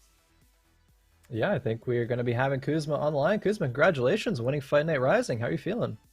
Thanks. I feel pretty happy. Yeah, you came in today with a seventh place, but you got three firsts in a row. Were you a little scared after the seventh place to open the day, or kind of where was your mental at that point? Yeah, rough game was a prismatic augment, and I got the eye hand shop. So I just Uh, made eco, and I rolled at 7, like so much gold, and I couldn't hit anything. So yeah, that's pretty much that. yeah, and just one more question from me before I pass it over to Boop. We are playing on a B patch 11.24. I just wanted to get your thoughts on the patch overall. Do you think that it hit some necessary buffs and nerfs, and kind of what do you feel about the game state right now in the meta? Yeah, to be honest, I was kind of off for some days. I didn't play much this patch because I had some stuff to take care of. Last patch I was pretty good, so I was not very confident coming to this one. I don't think the patch is really balanced. I think Jin still needs some work. I think Yon's kind of weak, and I think Jinx still needs some buff. I don't think she's like solo carry. Hmm. I think it's a average patch. It's not that bad, but I think it can be better. Okay. You know what? Just like most things in life, right? Yeah. But out of today, what moment were you most proud of? I think, if it were me, getting seventh and going first would be a big moment for me. But for you, is there anything that happened specifically today that you were really proud of? To be honest, like the last game before this one, because I lost 10 fights in a row. I had such a bad early game, and I just made eco. I had rich get richer, so I was kind of scared because I had to roll at 7-0, and if I didn't hit, I was eighth place for sure. So I think that game, that comeback to get first place, I think it's the best. I feel the most proud of. But this game was also nice. I streaked like 100 HP until level 9, almost 50 gold. So I Yeah. I think uh, I think I had two very good games that I'm proud of. Yeah. Yeah, that's awesome. And so, in terms of the games that you played, is there anything that, um, you know, in terms of what you saw, like you mentioned Jin, why is Jin so strong? You mentioned that he might be in a place where he needs to get looked at. I mean, we did see Jin 3 get fourth today. So if Jin is so strong, how did that Jin 3 get fourth place? Was it a positioning thing? I know it got Zephyred, but what's your opinion on it? Yeah. Sorry, I don't know. You asked me if I said Jin was strong. I said he was weak. Oh, weak. Oh, sorry about Yeah. that. So, we did see Jin. Let's redo the question. We saw Jin 3 get fourth. Are you surprised? No, I think he needs a buff on his mana. I don't know how to balance it, like to be in a good place. But I think it takes too much time to cast. He needs very good frontline. He needs a very good CC on the team, and he's still gonna lose to, like, if you have 6 brawlers, it's just gonna take so much time. Even with Yep. giantslayer, I don't know. It feels kind of weak. Hmm. That's it for me, Khroen. Yeah, I mean, once again, congratulations, Kuzma, on the victory. We will see you on the next fight night, but I want to give a moment for you to, shout out your social media, Twitch, if you stream and things like that before we send you off here. Yeah, sure. Check my Twitter, Kuzma TFT. I just signed with a new team. It's coming soon, so Ooh, yeah, pretty exciting about that. congratulations. Thanks. And thanks for having me. See you next week. See All you next right, week. congrats once again, and we will see you here next time. All right, Boop, here we have it. Another Fight Night Rising in the books, and a good one at that. It's nice to have an interview again after a rat denied us of an interview for the Man past of little 3 words. weeks. Yeah, and it's funny because you know what happened? Like every other interview we have for our winner, I didn't really play that much. Yeah, it did happen. I had some things to This do, week. which of course people have, a lot of their own Yeah. lives. They got things to do. That's perfectly understandable. But still come in here and, finding their groove after that first game. And I mean, even having 2 games that they were explicitly like impressed about how they played, having a 10 loss streak, being able to pivot, and then playing a full win streak, and then sacking HP, and then having a really capped end game board. I was super impressed by the last game with Kuzma as well. So nice to see that, he identified the same thing there. Yeah, totally. And I just overall, I like it when players are honest, and it's good to see that, hey, Jinx, needs a little bit of work. Jin needs a little bit of work because we did see a tier 3/4 cost unit get brutalized. Like it wasn't even close, and I don't think that should happen. So we'll see what happens on the next patch. We'll be here for a bit, so if you're a Jin lover, maybe there's a new comp coming up that you could be playing. Maybe some sniper emblems might be in your future, but we're going to be here for a bit. But I do think that this patch is going to allow a good amount of meaty discovery for the rest of the players now that some of these bigger units like the Cho'Gaths are out of the way. But we did see Galio in all 4 lobbies. Oh yeah, we saw a decent amount of Clapio. You can nerf Clapio, you can take him down, but you're not gonna kick him all the way out. Clapio will still return either way, it has seemed. But also going back to, I think you noted Kuzma's takes on the patch. They were very they're very real. I think that's like kind of the most like, I don't know how to exactly describe it, like level-headed approach to the patch, but an accurate, honest assessment of these things are still weak. I think they could be improved upon, but it's an average patch. It's still decent, regardless. Like things aren't perfect, but it's still a decent spot. I really appreciated that perspective from Kuzma, I think. Yeah, I totally agree. Yeah. And oh man, I'm getting worried. We're gonna be almost off for a full month for Fight Night Rising, Boop. I'm not gonna. I mean, we'll see each other for D&D, Yeah, but, yeah. At least we'll still have that, so we're not gonna be separated for too long. What are we gonna look like at the end? What's gonna happen? Am I gonna have my top knot back? Will you get my hair might be gone, honestly. I know, I was about to say, I think this is kind of when you got your point. haircut last year. Yeah, around that time, but we'll figure that one out. Fight Night Rising will be off until January 13th, so take care, everybody. If you do celebrate the holidays, we'll miss you a lot. But until next time, this has been Khroen and Boob bringing you Fight Night Rising, brought to you by Wisdom. Take care.